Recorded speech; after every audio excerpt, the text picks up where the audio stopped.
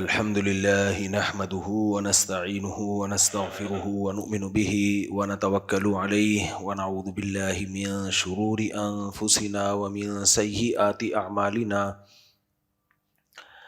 من يهده الله فلا مضل له ومن يضلل فلا هادي له ونشهد أن لا إله إلا الله وحده لا شريك له ونشهد أن محمدًا عبده ورسوله صلى الله تعالى عليه وعلى آله وأصحابه وبارك وسلم تسليما كثيرا أما بعد فأعوذ بالله من الشيطان الرجيم بسم الله الرحمن الرحيم قل لن يصيبنا إلا ما كتب الله لنا هو مولانا وعلى الله فليتوكل المؤمنون وقال النبي صلى الله عليه وسلم الكيس من دان نفسه وعمل لما بعد الموت وقال النبي صلى الله عليه وسلم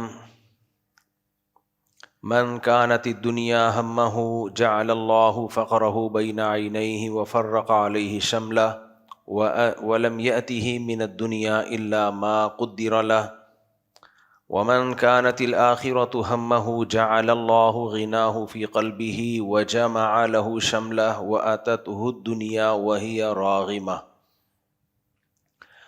قرآن مجید کی چند آیات اور نبی صلی اللہ علیہ وسلم کی چند حدیثیں پڑھی ہیں۔ اللہ تعالیٰ سے دعا ہے اللہ تعالیٰ صحیح طرح سے بات کہنے کی، سننے کی، سمجھنے کی، اور پھر اللہ ہم سب کو عمل کی توفیق عطا فرمائے۔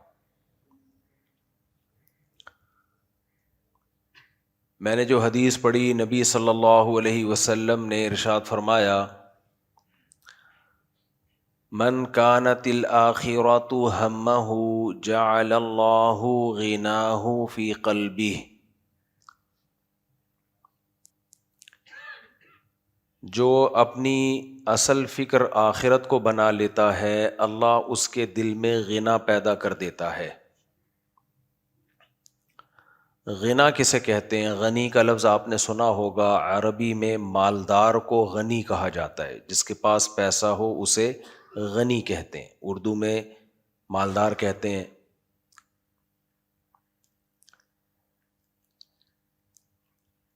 تو غنی کا جو لفظ ہے مالدار کو اس لیے کہا جاتا ہے کہ اصل میں غنی کا مطلب ہے بے پرواہ۔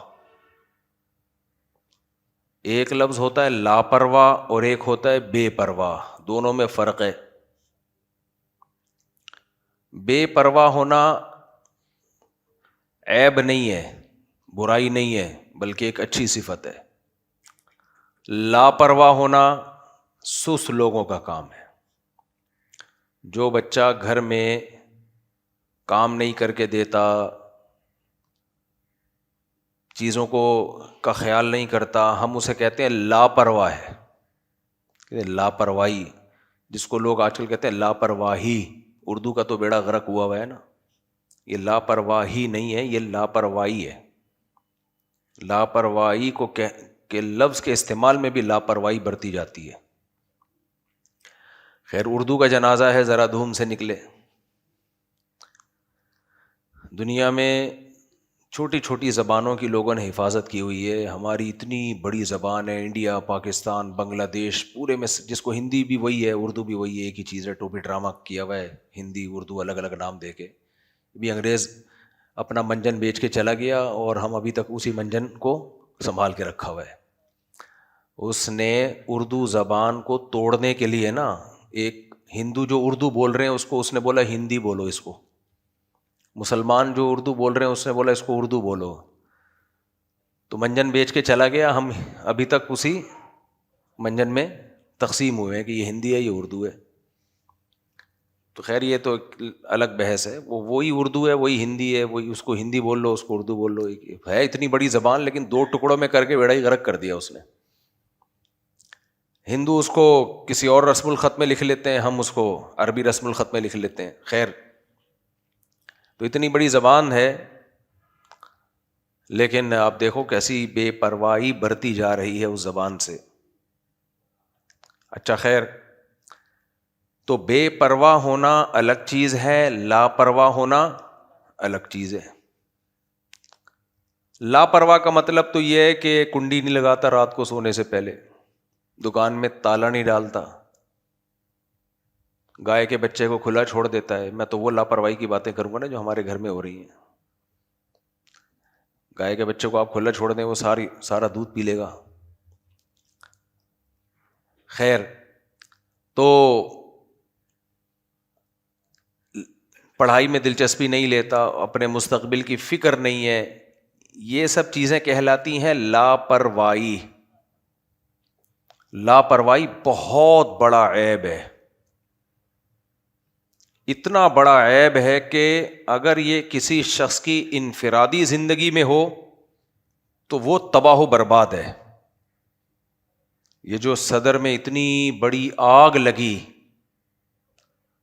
یہ بے پرواہی نہیں ہے، یہ کیا ہے؟ لاپرواہی۔ ایک چھوٹی سی جگہ پہ 1200 دکانیں ہیں، آگ بجھانے کا پہلے سے کوئی انتظام نہیں ہے۔ حکومت تو جو ہے وہ ہے، سب کو پتہ ہے حکومت کی کون سا ایسا کام ہے جس پہ کہا جائے کہ حکومت ذمہ دار ہے، لیکن ہماری اپنی ذمہ داریاں بھی تو بنتی ہیں۔ اب جب یہ آگ لگی ہے تو ہمارے دوستوں نے مشورہ کیا کہ ہم لوگ کو اپنے گھر میں پہلے سے خود سے انتظام کرنا چاہیے۔ چھوٹا سا سلنڈر آتا ہے، آپ لگا دیں گھر میں۔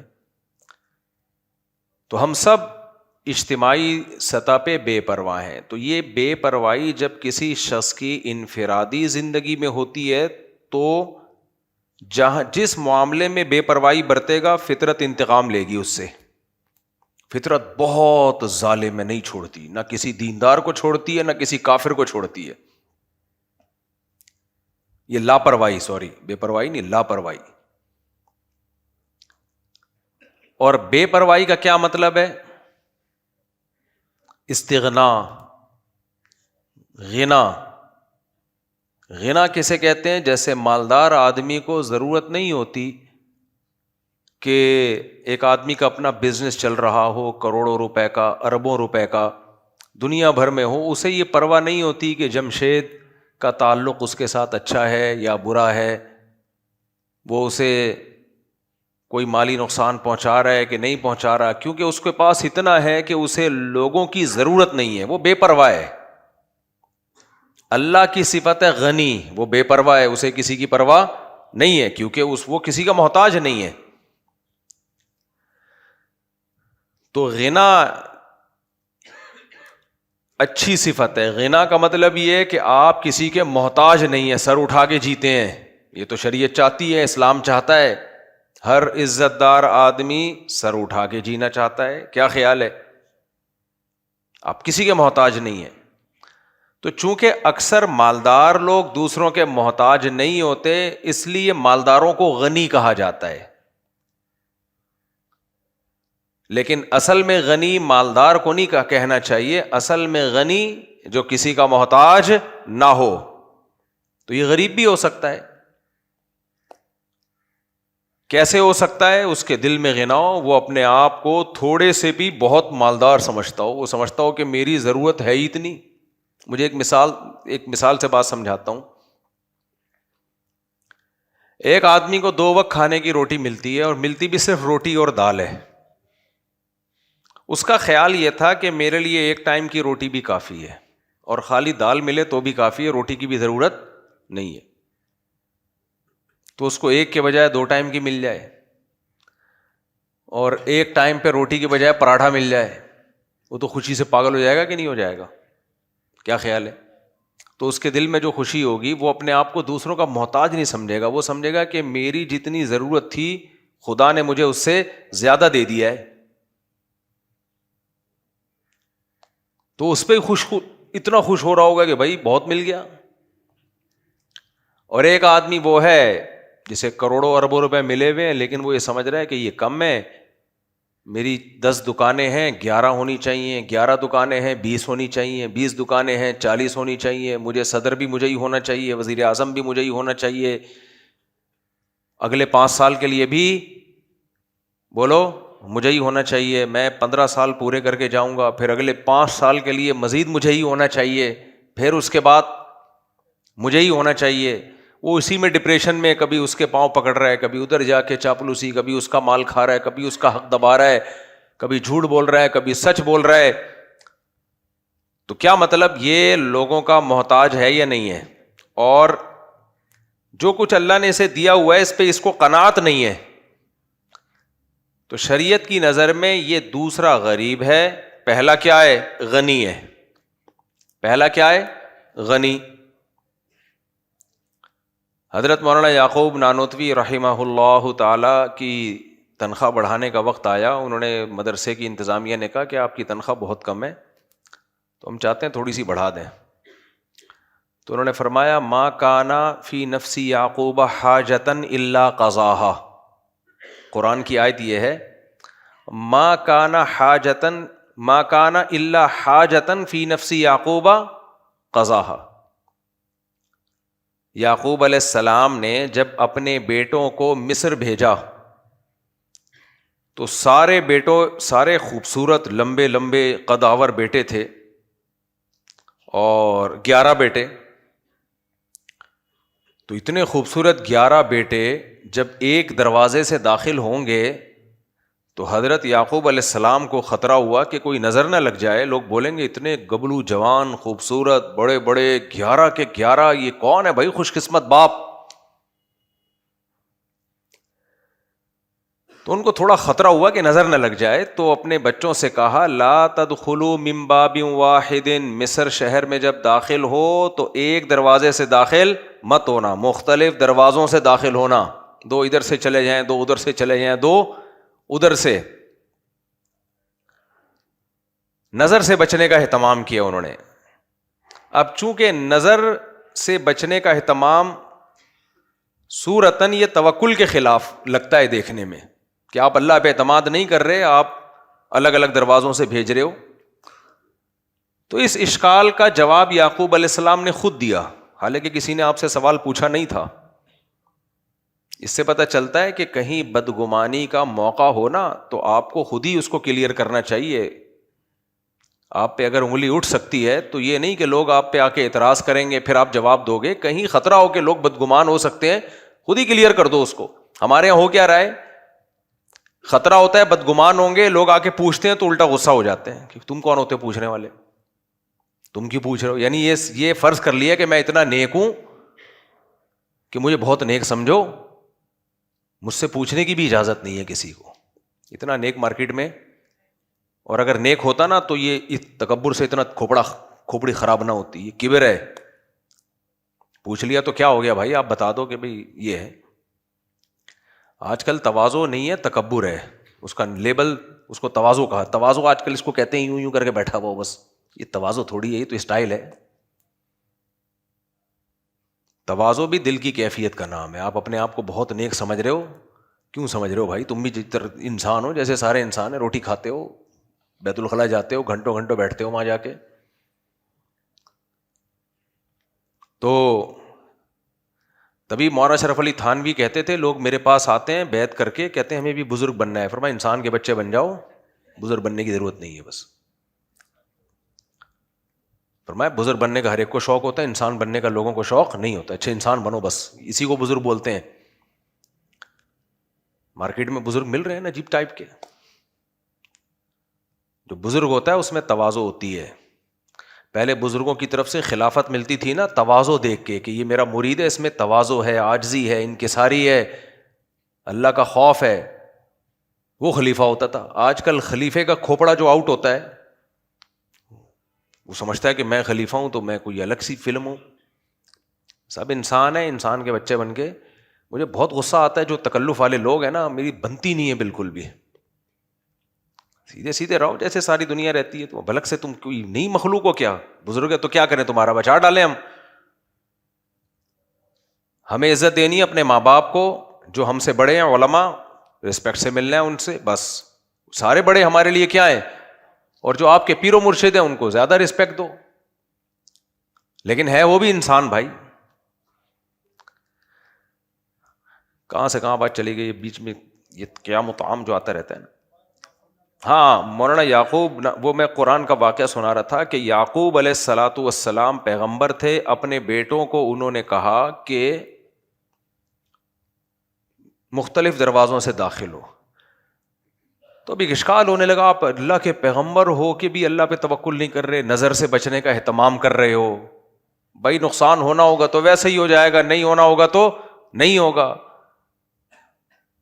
تو کسی نے اشکال کیا نہیں، لیکن خود قرآن نے بلکہ جواب دے دیا، بلکہ خود یعقوب علیہ السلام نے پہلے جواب دیا کہ میں تمہیں اللہ سے بے پرواہ نہیں کر رہا، اللہ نقصان پہنچانا چاہے گا تو مختلف دروازوں سے داخل ہو کے بھی نقصان پہنچا دے گا.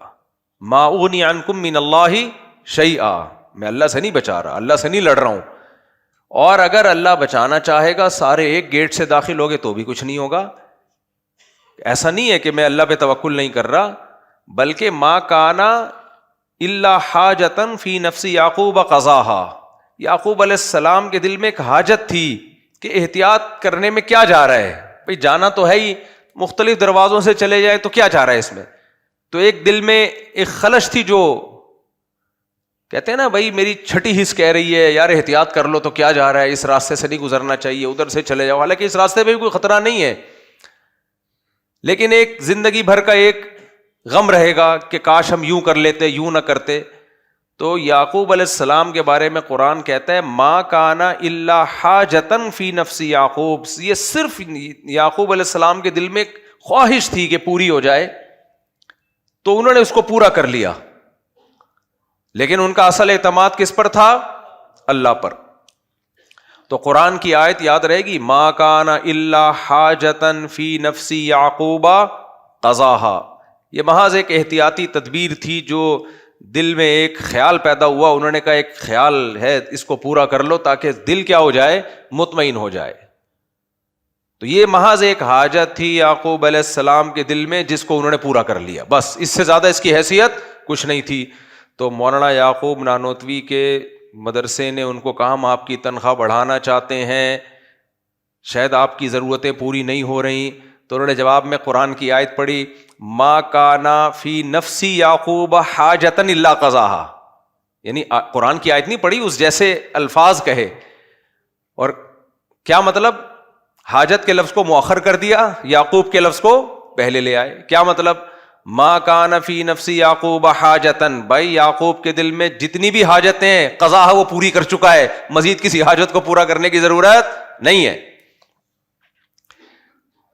بھائی یعقوب علیہ السلام کے دل میں تو ایک حاجت تھی نا کہ دروازے مختلف دروازوں سے جائیں، تو انہوں نے وہ حاجت پوری کر لی. تو یعقوب نانوتوی کہتے ہیں یہ والا جو یعقوب ہے جس کے دل میں کوئی حاجت ہے نہیں جس کو پورا کرنے کی کوشش کی جائے، تو وہ والے یعقوب کے دل میں تو ایک حاجت تھی، انہوں نے کر لی. میرے پاس تو کوئی حاجت ہی نہیں ہے تو میں کیا پورا، میری تنخواہ بڑھانے کی ضرورت نہیں ہے. نہیں یار میرا خیال ہے اب آپ اماموں کی تنخواہیں اور کم کر دینا جا کے یہ بیان سن کے، پہلے بیچاروں کو نچوڑا ہوا ہے. یہ حدیثیں جا جا کے لوگ نا اماموں کو سنا رہے ہوتے ہیں واقعات. اپنے لیے استغنا ہے، دوسرے کے لیے کیا ہے، ہاتھ کھلا ڈلا رکھو. اپنے باس کو جا کے بولو کہ مجھے تنخواہ کی ضرورت نہیں ہے. میرا مقصد یہ نہیں ہے کہ آپ اپنی کمپنی میں تنخواہ بڑھانے کی بات نہ کریں، وہ تو بات کریں، تو دنیا کا طریقہ ہے، جو آپ کا حق ہے آپ کو ملنا چاہیے. دل میں کیا پیدا کرو، اللہ سے یہی کہو اے اللہ میری تو نے تمام حاجتیں پوری کر دی ہیں، جو حق ہے وہ تو لیں آپ، لیکن جو حق نہیں ہے اس سے کیا ہو، مستغنی. آپ کہیں جاب کرتے ہیں وہاں تو تنخواہ بڑھوائیں آپ، میں کام کر رہا ہوں تو میری تنخواہ بڑھائی جائے، جو بھی دنیا میں ایک طریقہ ہوتا ہے. لیکن جہاں آپ نہیں کر رہے کچھ، رشتہ داروں سے آپ کا کیا لینا دینا بھائی، تو لینے کے بجائے دینا سیکھیں. کچھ گھنے ہوتے ہیں دوستوں کی دعوت میں ہمیشہ ان کا خرچہ کرا رہے ہوتے ہیں، پیڑے کھا رہے ہوتے ہیں بیٹھ کے. دینا سیکھو، دینا. تو غنا کیا ہے؟ دل کا غنا. غنا کا مطلب کیا ہے؟ اللہ نے مجھے جو دیا ہے وہ میری ضرورتوں سے زیادہ نہیں بلکہ بہت زیادہ ہے، ضرورت ہی نہیں ہے مجھے. جب ضرورت نہیں ہے تو کسی کے سامنے ہاتھ پھیلائے گا؟ ہے بھائی؟ آپ کہہ سکتے کیوں ضرورت نہیں ہے، غربت دیکھو، مہنگائی دیکھو، یہ مولوی لوگ ممبر پہ بیٹھ کے باتیں کرتے ہیں، ان کے تو چندے آ رہے ہوتے ہیں، حالانکہ کوئی چندہ بندہ نہیں آ رہا. میرے پاس تو گفٹ میں خوشبوئیں آتی ہیں، جو آتا ہے جے ڈاٹ کی ایک تھیلی ڈال کے اس میں خوشبو مجھے دے رہا ہوتا ہے. کل ایک صاحب آئے وہ بھی جے ڈاٹ لے کے، میں نے کہا میرے پاس اتنی خوشبوئیں جمع ہو رہی ہیں، میں سوچ رہا ہوں ان تمام خوشبوؤں پہ ٹی ڈاٹ لکھوا کے اپنا بزنس شروع کر دوں. بہترین آپشن آ گیا میرے پاس. جے ڈاٹ کا آدھا بزنس تو مجھ سے چل رہا ہے بھائی. جس نے خوشبو گفٹ کرنی ہوتی ہے، جس نے کوئی گفٹ دینا ہوتا ہے، جاتا ہے جے ڈاٹ پہ خوشبو خریدی اور میرے پاس آفس میں لا کے رکھ دی. تو میرے پاس بہترین آپشن ہے. میں ان خوشبوؤں پہ کیا سوچ رہا ہوں، میں سوچ رہا ہوں اس پہ ٹی ڈاٹ لکھوا دوں، اور مجھے تو اب کوئی پروڈکٹ بنانے کی ضرورت نہیں، بنی بنائی پروڈکٹ مل رہی ہے. میں کیا کروں گا اتنی خوشبوؤں کا بھائی؟ اور یہ میں تو وہ الکوہلک خوشبو ویسے ہی نہیں لگاتا، اس لیے نہیں کہ ناجائز ہے، جائز ہے وہ بھی، لیکن مجھے دیسی چیزیں ہی پسند ہیں. آرٹیفیشل چیزیں، یہ الکوہلک خوشبو تو کیمیکل ہے، تو دماغ میں چڑھتی ہے، پتہ نہیں اچھی کیسے لگتی ہے لوگوں کو.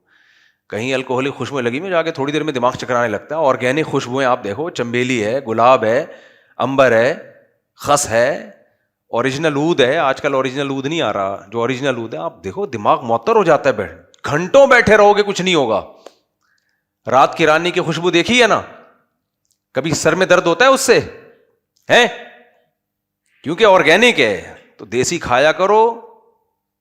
شادیاں کرنا بھی دیسی لوگوں کا کام ہے، ولایتی لوگ شادی نہیں کرتے. انگریز ولایتی ہے نا، شادی تھوڑی گرل فرینڈ رکھتا ہے. بچے پیدا کرنا پڑھے لکھے لوگوں کا کام ہے، یہ میرے جیسے دیسیوں کا کام ہے. بولو، پڑھے لکھے لوگوں کے تو ایک بچہ ہوتا ہے جس کو دنیا میں پڑھا لکھا سمجھا جاتا ہے. میں یہ نہیں کہہ رہا کہ میں جاہل ہوں، یعنی پڑھے لکھے کو جو دنیا میں پڑھے لکھے کا جو مفہوم ہے، وہ تو ایجوکیٹڈ لوگ تو شادی نہیں کرتے بھائی. 40 سال 50 سال کے بعد شادی، اور ایک بچہ، وہ بھی بہت ہی پڑھا لکھا، پیدائشی پڑھا لکھا ہوتا ہے. وہ اس کو اتنی تمیز سکھاتے ہیں، آداب ایک ہے نا، بڑی تمیز سے پالتے ہیں، تربیت بہت ٹائٹ کرواتے ہیں اس کی. آئیے بیٹھیے جائیے کھائیے، یہ اس کو سکھا کہتے ہیں ایک پلاؤ ایک رکھو مگر تمیز سے پالو. اور دیسیوں کے، میرے جیسے دیسی کی 4 بیویاں ہوتی ہیں، دے مر 4.5، ہر سال نیا پروڈکٹ آ رہا ہے مارکیٹ میں. پھر لوگ کہتے ہیں تربیت کہاں ہوگی. تو یہ کام ہم نے دیسیوں والا کیا. لوگ مجھے کہتے ہیں بدل گیا ہے، بدلا ہوتا بھائی، ہم دیسی ہی ہیں، اللہ کا شکر ہے ہم دیسی ہیں. تو دیسی کام کیے کہ نہیں کیے؟ یہ ولایتی لوگوں کا کام نہیں ہے. پراٹھے بھی دیسی گھی کے کھاتے ہیں، اور کھاتے بھی پراٹھا ہیں. دیسی لوگ پراٹھے کھاتے ہیں؟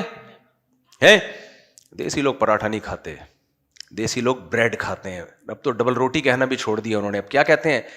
ڈبل روٹی بھی، پرانے لوگ اس کو ڈبل روٹی کہتے تھے. بریڈ کھاتے ہیں. کیا کھاتے ہیں؟ بریڈ. اس پہ جیم لگاتے ہیں، بلیو بینڈ مکھن. دودھ بھی پیکنگ کا پیتے ہیں. ان کو تو یہ جو گائے اور بھینسوں کے دودھ میں اسمیل، بدبو بھی نہیں آتی ہے، اسمیل آتی ہے.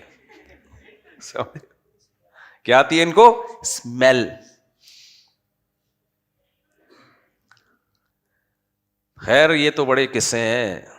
تو اللہ کا بڑا فضل ہو گیا، اللہ نے مجھے دیسی ہی بنایا، اور میرے شوق بھی کون سے رکھے؟ دیسی رکھے. خوشی اسی میں ہے میرے بھائی. یہ جو آرٹیفیشل زندگی ہے نا، بکواس ہے یہ. اچھا، آج کل مارکیٹ میں بزرگ بھی ولایتی آ رہے ہیں.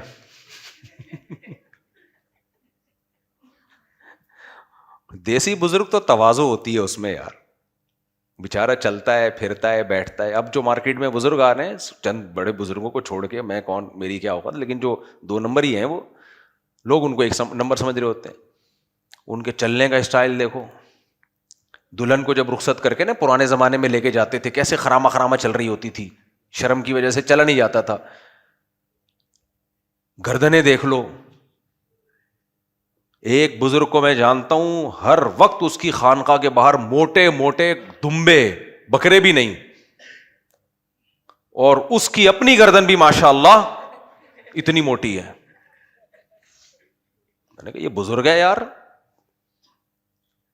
جماعت سے نماز نہیں ہے. وہ سمجھتے ہیں کہ یہ بے وقوفوں کا کام ہے مسجد میں آ کے جماعت سے نماز پڑھنا, رکشے ٹیکسی. بزرگوں کے پاس ٹائم ہی نہیں ہے مسجد میں جماعت سے نماز پڑھنے کا.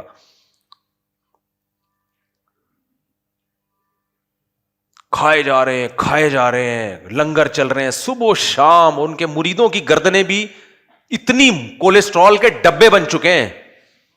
یہ اسلام ہے یار. مجھے پھر غصہ آتا ہے کہ تم جو مرضی کرو بھائی, دنیا میں کھا رہے ہیں نا, اسلام کا لیبل تو مت لگاؤ اس کے اوپر. اسلام میں کھانا عبادت نہیں ہے, روزہ عبادت ہے. کھانے کو تو اسلام پسند ہی نہیں کرتا. حضرت شیخ الحدیث مولانا زکریا رحمۃ اللہ علیہ ایک مجلس میں بیٹھے ہوئے تھے, کھانا چل رہا تھا تو بحث چل پڑی کہ حضرت کھانے کے بعد میٹھا کھانا سنت ہے یا نہیں ہے. سب علماء میں بحث ہو گئی. حضرت شیخ الحدیث خاموش بیٹھے ہوئے تھے. کسی نے پوچھا حضرت آپ اتنے بڑے حدیث کے ماہر ہیں, آپ بتائیں. انہوں نے فرمایا پہلے یہ تو پوچھو کھانا کھانا بھی سنت ہے یا نہیں ہے. فاقے کرنا سنت ہے, کھانا کھانا تھوڑی سنت ہے. یہ اب میں پراٹھوں پر بیان کرتا ہوں لیکن میں نے کبھی سنت قرار دیا اس کو ہے بھائی ہمارا اپنا عمل ہے, یہ سنت نہیں ہے. سنت تو فاقے کرنا ہے, بھوکا رہنا سنت ہے. کھانا تو شدید ضرورت میں, جب شدید بھوک لگے, آپ کا گزارا نہیں ہو رہا, تو بھی حدیث میں آتا ہے معدے کے 3 حصے کرو. ایک حصہ کھانا, ایک ہوا کے لیے بھی چھوڑو, اور ایک پانی کے لیے چھوڑو. ہم پھول بھرتے ہیں, سانس لینا مشکل ہوتا ہے, پھیپڑے پریشان ہوتے ہیں, پھول کے جائیں کہاں, ہم جگہ ہی نہیں مل رہی ہوتی. پھر اس پہ پانی تو دور کی بات, کولڈ ڈرنک چڑھا رہے ہوتے ہیں. کولڈ ڈرنک چڑھا, میں تو کہتا ہوں اب تک مرے نہیں ہے, اس پہ اللہ کا شکر ادا کرو. لوگ کہہ رہے ہوتے ہیں 60 سال میں مر گیا, 50 سال میں مر گیا, اتنی جلدی مر گیا. میں کہتا ہوں بھائی بہت دیر سے مرا ہے. جو لائف اسٹائل ہے نا اس حساب سے بہت جی گیا. یہ تو فطرت نے بچایا اس کو کہ یار شاید کچھ توبہ کر لے. میں تو مرنے کا ارادہ ہے لیکن ہم تجھے اللہ مہلت دیتا ہے نا. کھا کیا رہے ہیں ابھی, کیا چھوڑو, میں کیا بیان لے کے بیٹھ جاؤں. یہ سب اسلام, اور اس کو لیبل کیا ہے, کنڈے, اس میں کیا کھلایا جاتا. مجھے یاد ہے بچپن میں ہم کہیں گئے تو ہمارے دوست لگے کہ کنڈوں کی دعوت ہے. ہمیں کیا پتا تھا کنڈے کیا ہوتے ہیں, ہم تو نکل لیے. بیٹھے تو پتہ نہیں وہ امام حسین کے کنڈے تھے کس کے, مجھے تو نہیں اب یاد رہا. وہ ایسے تافتان اتنی بھاری بھاری, پھر محرم کے حلیم, پھر ربیع الاول کی, یہ اسلام چل رہا ہے ہمارا. محرم میں کھانے کے الگ چیزیں پھوڑی جاتی ہیں, سبیلیں پھوڑی جاتی ہیں, شربت پی جاتے ہیں. امام حسین بھوکے پیاسے شہید ہو گئے اور ہم محرم میں کیا کر رہے ہیں, خوب پی پی کے اور موٹے ہوتے جا رہے ہیں. غم منانے کا کون سا طریقہ ہے بھائی. ربیع الاول میں نبی صلی اللہ علیہ وسلم کی اگر پیدائش ہوئی ہے تو نبی کی تعلیمات کو فالو کیا جائے گا نا. آپ پیر کے دن پیدا ہوئے, آپ نے پیر کے دن روزہ رکھا, بتا دیا کہ میرے دن کو منایا نہیں جائے گا کیونکہ روزہ اور عید جمع نہیں ہو سکتے. اور اگر کسی کو شوق ہے تو کھانا پینا چھوڑ دے. ہم اسی دن دبا کے پھوڑتے ہیں, حلوے, مانڈے, رسگلے, زردے, سب میٹھی چیزیں جو ساری باڈی کو سست کر. میں نے ایک دفعہ بیان کیا تھا, اسلام نے جو خوراکیں بتائی ہیں نا, ایک خوراک بھی ایسی نہیں ہے جو باڈی میں سستی پیدا کرے. نبی صلی اللہ علیہ وسلم نے دعا مانگی, اللہم انی اعوذ بک من الکسل, اے اللہ میں سستی سے تیری پناہ مانگتا ہوں. اس سے پتہ چلتا ہے ہمارے نبی کو چستی پسند تھی, سستی پسند نہیں تھی. تو ہر وہ چیز جو آپ کو سست کر دے اسلام اس کو پسند کرے گا. دیکھو اسلام زنا کو ناپسند کرتا ہے کہ نہیں کرتا.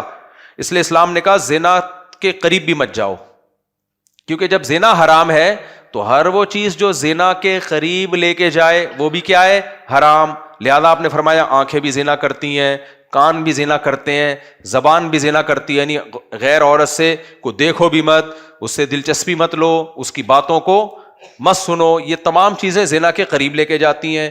اسلام کا اصول ہے, اسلام جب کسی چیز کو حرام قرار دیتا ہے تو اس کے مقدمات کو بھی حرام قرار دے دیتا ہے.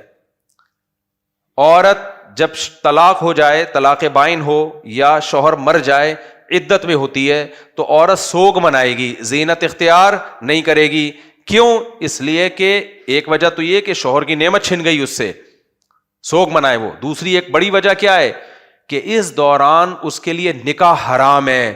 تو جب نکاح حرام ہے تو زینت اختیار کرنا جس سے لوگوں کی اس کی طرف رغبت ہو اور وہ نکاح کا پیغام بھیجیں، یہ عمل بھی حرام کر دیا شریعت نے. سمجھ میں آ رہی ہے بات کہ نہیں آ رہی ہے؟ بھائی نکاح حرام تھا نا اس دوران، تو اگر وہ زیب و زینت اختیار کرتی مردوں کی طبیعت مائل ہوتی، مرد نکاح کا پیغام بھیجتے. تو اسلام نے کہا نہیں، چونکہ نکاح حرام ہے وہ کام بھی حرام ہے جس سے لوگ تمہاری طرف نکاح کی رغبت کریں. عدت ہو جائے پھر زینت اختیار کرو. میں سمجھا پا رہا ہوں اپنی بات؟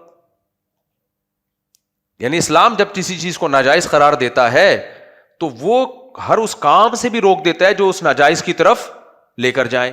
دیکھو اسلام نے جب شراب کو حرام قرار دیا تو ابتدائے اسلام میں شراب کے برتن بھی حرام کر دیے، اس کو بھی توڑ دو. کیوں توڑ دو؟ بھائی وہ برتن تو وہی ہے نا، برتن میں شراب بنتی تھی، مخصوص برتن ہوتے تھے، تو اس برتن کو دیکھ دیکھ کے شراب کی یاد آئے گی، تو حکم دیا کہ یہ برتن بھی کیا کرو، اس کو بھی توڑو. حالانکہ اس برتن میں پانی رکھا جا سکتا تھا، کھجوریں رکھی جا سکتی تھی، برتن تو حرام نہیں ہوتا نا. کیا خیال ہے بھائی؟ برتن کا کیا قصور ہے بھائی؟ لیکن چونکہ یہ وہ برتن ہے جس میں شراب ہوتی تھی، نبی صلی اللہ علیہ وسلم نے ان برتنوں کو بھی توڑنے کا، ان مٹکوں کو توڑنے کا حکم دیا جن میں شراب بنتی ہے. کیونکہ توبہ کرنے کے بعد اگر وہی برتن پہ نظر پڑے گی بار بار شراب کی یاد آئے گی. کچھ لوگ برائی سے توبہ کرتے ہیں لیکن انہی جگہوں پہ گھوم رہے ہوتے ہیں جا جا کے.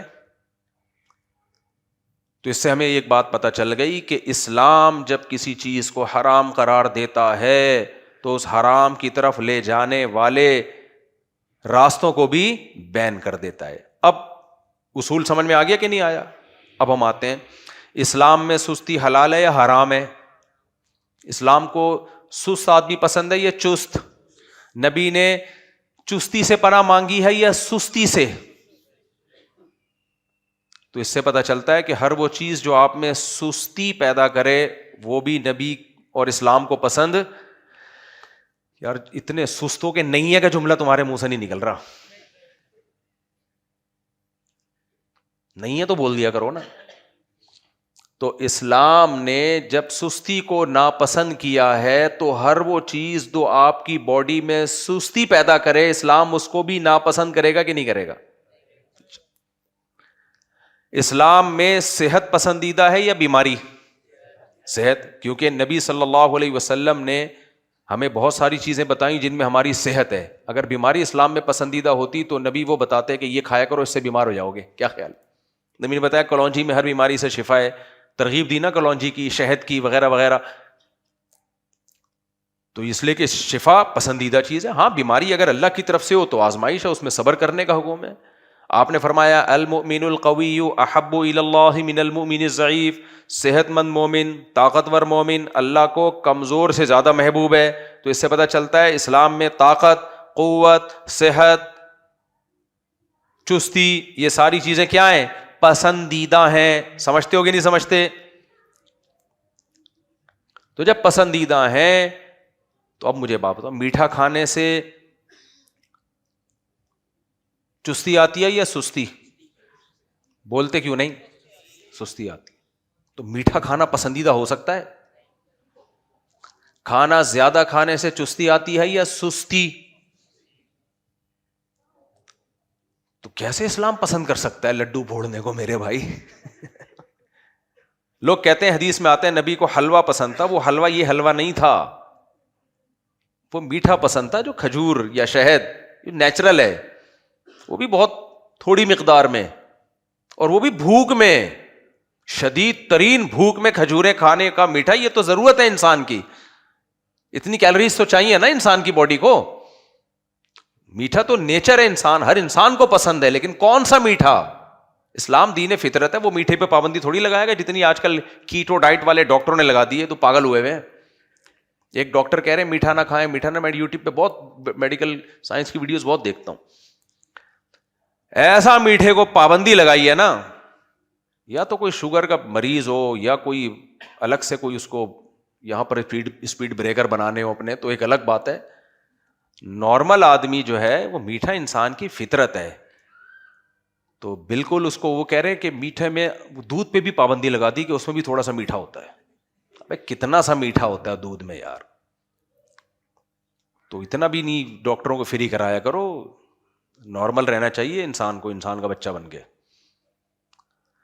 تو چینی وینی چھوڑ دے آدمی، میٹھی چائے چھوڑ دے، یہ سب چینی تو ہے ہی نہیں نا اتنا، کہ جو کھجور ہے شہد ہے یہ تو کھائے گا بھائی ایسی کی تیسی، لیکن اعتدال سے کھاؤ. ہاں یہ ضرور ہے کہ نبی صلی اللہ علیہ وسلم نے کھجوریں کھائی ہیں شدید ترین بھوک میں آپ کھایا کرتے تھے، اور ہم جو کھجور کھاتے ہیں 2 پراٹھے کھانے کے بعد. حکیم صاحب نے کہا ہوتا ہے 10 کھجوریں صبح 10 کھجوریں شام، تو حکیم صاحب کا مطلب یہ ہوتا ہے کہ صبح کا ناشتہ ہی 10-11 کھجوروں سے ہوگا بس، اور پھر سارا دن آپ نے محنت بھی کرنی ہے. صحابہ کرام اگر 8-10 کھجوریں کھا لیتے تھے تو سارا دن محنت کرتے تھے، کدال لے کے کھیتی باڑی کرنا، ہل چلانا، جنگیں لڑنا، یہ 8-10 کھجوروں پہ ہو جاتا تھا ان کا. 8-10 بھی میں نے زیادہ کہہ دی، بعض جنگوں میں تو 4-4 کھجوریں کھائی ہیں اور جنگیں لڑی ہیں انہوں نے. ہمیں قبلہ حکیم صاحب نے کہا ہوتا ہے صبح 11 کھجوریں کھائیں، تو ہم 3 پراٹھے کھانے کے بعد کتنی کھجوریں کھاتے ہیں؟ 11 کھجور. ایک صاحب مجھے کہنے لگے دودھ بہت نقصان دہ چیز ہے. میں نے کہا کیسے نقصان دہ؟ تو سنت ہے نبی صلی اللہ علیہ وسلم دودھ تناول کیا آپ نے. کہتے ہیں یار جب بھی پیو یہ ہوتا ہے فلانا ہوتا ہے، تو آپ تو کہتے ہو حدیث میں آتا ہے آپ صلی اللہ علیہ وسلم نے تازہ دودھ پیا ہے، تو میں تو تازہ دودھ پیتا ہوں، مجھے تو یہ بلغم ہو جاتا ہے فلانا ہو جاتا ہے. میں نے کہا کیسے؟ کہہ رہے صبح ناشتے کے بعد. تو ناشتہ تو کر لیا نا تو نے بھائی. نبی نے اول تو ناشتہ کیا نہیں ہے، نبی صلی اللہ علیہ وسلم نے جو دودھ پیا ہے نا وہ ایسے پیا ہے کہ جب شدید بھوک لگی ہے تو کھانا ہی دودھ تھا. سمجھ رہے ہیں کہ نہیں سمجھ رہے؟ بس دودھ. تبھی آپ نے فرمایا دودھ ایک ایسا کھانا ہے، صحیح حدیث ہے، جو کھانا اور پینا دونوں سے کافی ہے. یعنی پیاس کی جگہ بھی آپ کو بھوک بھی لگ رہی ہے، پیاس بھی لگ رہی ہے، تو نبی نے فرمایا، حدیث کا مفہوم بیان کر رہا ہوں، کہ جس نے دودھ پی لیا تو اب نہ کھانے کی ضرورت اور نہ ادھر توجہ، نہ کھانے کی ضرورت اور نہ پینے کی ضرورت. بس میں نے اس پہ حدیثیں جمع کی تھی. آپ صلی اللہ علیہ وسلم گھر تشریف لائے، شدید بھوک. اور نبی کی بھوک کا مطلب کیا ہوتا تھا؟ دوپہر کو نہیں کھایا، صبح بھی نہیں کھایا، پچھلی رات کھایا ہے، وہ والی بھوک. اس شدید بھوک میں آپ نے بکری کا دودھ پیا ہے، بس کھانا ہو گیا. یہ والا دودھ باڈی پہ ٹھا کر کے لگتا ہے. ہم جو دودھ پی رہے ہیں، ایک تو اس میں گوالے کا دودھ زیادہ ہے، بھینس کا کم ہے. پھر اس دودھ میں ٹیکے ٹھوکے گئے ہیں. گائے کہہ رہی ہے کہ میں نے اتنا دودھ دینا، اس سے زیادہ میں میری ہڈیوں کا جوس نکل آئے گا، نہیں ہے میرے پاس دودھ. گوالا اس کے ٹیکا لگاتا ہے، بولتا ہے تیرے باپ کو بھی دینا پڑے گا، 4 کلو اضافی نکالتی ہے. تو یہ والا، یہ اس کا اسلام ذمہ دار نہیں ہے، سمجھتے ہو؟ اسلام اس کا ذمہ دار نہیں ہے. خیر کہاں نکل لی ہم. تو میں یہ کہہ رہا تھا کہ جب سستی اسلام میں ناپسند ہے، تو ہر وہ چیز جو آپ کی باڈی میں سستی پیدا کرے وہ بھی کیا ہے. تو اب خانقاہوں میں پہلے زمانے میں ونس اپون اے ٹائم روزے رکھوائے جاتے تھے، اب لنگر پہ لنگر آ رہا ہے، کھائے جا رہے ہیں. اتنی موٹی گردن، کولیسٹرول کے پورے گول ڈبے. بار بار میں کہتا ہوں فطرتاً اگر کوئی بھاری جسم کا ہے تو وہ اللہ کی طرف سے. بعض ایسے اہل اللہ ہیں، بزرگان دین ہیں، بہت تھوڑا کھاتے ہیں، جسم بہت بھاری ہے. ایسے صحابہ بھی تھے، تابعین بھی تھے. وہ کس کی طرف سے ہے بھائی؟ وہ اللہ کی طرف سے. میں اپنی دادی کا تذکرہ کرتا ہوں نا اکثر. میری دادی بہت بھاری جسم تھا، لیکن بہت تھوڑا کھاتی تھی، روزے رکھتی تھی. قدرتی طور پہ جسم بھاری تھا، وہ تو ہوتا ہے. یہ موٹاپا برا نہیں ہے، یہ تو اسٹرکچر ہے. کسی کا اسٹرکچر باریک ہے، کسی کوئی موٹا ہے، کوئی، یہ تو اللہ کا بنایا ہوا ہے. وہ موٹاپا جو کھانے کی وجہ سے ہوا ہو وہ اسلام میں برا ہے. نبی صلی اللہ علیہ وسلم کی بخاری کی حدیث ہے کہ سب سے بہتر میرا زمانہ، پھر اس کے بعد والا، پھر اس کے بعد والا. پھر آپ نے فرمایا برائیاں آئیں گی، برائیوں میں جھوٹ آئے گا اور موٹاپا آئے گا. جھوٹ اور موٹاپے کو ایک ساتھ ذکر کیا جا رہا ہے. لوگ جھوٹی گواہیاں دیں گے اور موٹاپا آئے گا. کیوں؟ کھائیں گے زیادہ، ہر وقت کھانے کی فکر. کچھ علاقے ایسے ہیں، ان سے پوچھو آپ کہاں سے آ رہے ہو، کھانا کھا کے آ رہا ہوں. کدھر جا رہے ہو؟ کھانا کھانے جا رہا ہوں. کھا کے آ رہا ہے، کھانے جا رہا ہے، بس یہی سارا دن یہی رہے گا.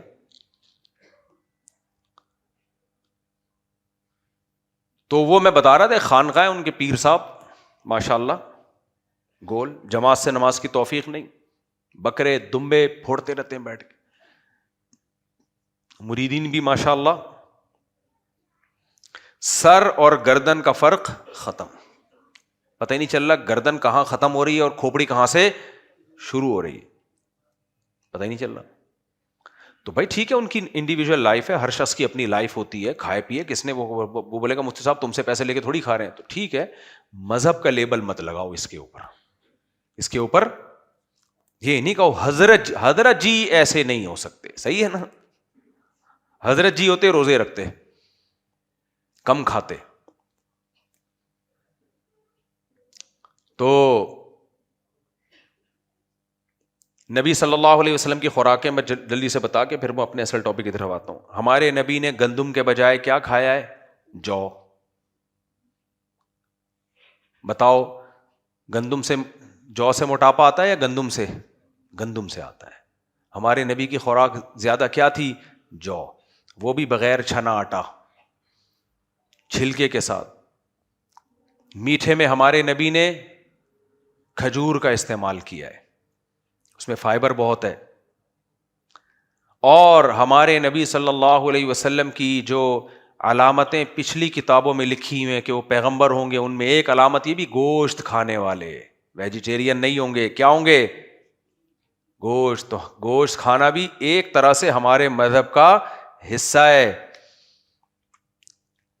شکر ہے ہم ڈاکٹروں کی باتوں میں، اب تو ڈاکٹر بھی آ گئے گوشت کھایا کرو، ورنہ ہمیں بچپن میں یاد ہے ایک ڈاکٹر مجھے مشورہ دیتے تھے گوشت مت کھاؤ، ویجیٹیرین بنو. اللہ کا بڑا فضل ہو گیا ہم نے لفٹ نہیں کرائی، ورنہ ابھی ایک ہی ہوتی ہماری. ٹماٹر کھا کے نہیں رکھی جا سکتی چار. ہمیں نہیں آئی سمجھ میں بات؟ ککڑی اور سبزیاں کھا کے تھوڑی ہوتا ہے یہ صاحب. گوشت ضروری ہے بھائی. شیر ہفتے میں ایک دن کھاتا ہے، مگر کیا کھاتا ہے؟ گوشت. پورا ہفتہ چلتا ہے مرے مزے سے. میں نے جنگلوں میں دیکھا ہے، ایک دن کھائے گا گوشت کھائے گا، اس کے بعد پڑا رہے گا. کہتا ہے کوئی بات نہیں، ایک ہفتہ نہ بھی نہیں ملے. اور ہرن ہر وقت کھاتا رہتا ہے. بکری کو دیکھ لو، آپ نے بلیاں بھی پالی ہوں گی، بلی کو 24 گھنٹے میں ایک دفعہ بھی ڈال دو، چند بوٹیاں کھائے گی، پھر خلال کرتی رہے گی سارا دن بیٹھ کے دانتوں میں. لیکن آپ بکری پالو، میں نے بھی پالی ہے، ہر وقت منہ چلتا رہے گا اس کا. ویجیٹیرین ہر وقت کھاتے رہتے ہیں. صحیح ہے نا؟ گوشت خور کو چند نوالے مل جائیں، کیا بولتا ہے؟ کافی ہے. میں نے چونکہ حکیموں کی کتابیں بھی کافی پڑھی ہوئی ہیں نا، تو پرانی کتابوں میں حکیموں کی لکھا ہوتا تھا کہ جب سفر پہ جاؤ نا، سفر پہ، پہلے سفر بڑے ٹف ہوا کرتے تھے، ایسا نہیں جہاز میں بیٹھے ہو اونٹوں پہ جانا اور یہ سب. تو اس میں یہ ہوتا تھا کہ بھائی سفر پہ کوئی جا کے ایسی چیز کھاؤ جو پیٹ نہ بھرے لیکن اس کا اثر بہت دیر تک رہے، تاکہ بار بار کھانا بھی نہ ہو، بار بار بیت الخلا بھی نہ ہو. تو ان حکیموں نے لکھا ہوتا تھا گوشت کھایا کرو سفر میں، سبزی نہیں کھایا کرو. اس سے کیا ہوگا کہ پیٹ بھی کم بھرے گا، بھاری نہیں ہوگا پیٹ، اور چلو گے بھی زیادہ ٹائم تک. یہ پرانے حکیم بڑے ٹائٹ ہوا کرتے تھے بھائی، بڑی زبردست باتیں لکھا کرتے تھے. خیر، حکیم جتنا پرانا اتنا اچھا ہوتا ہے.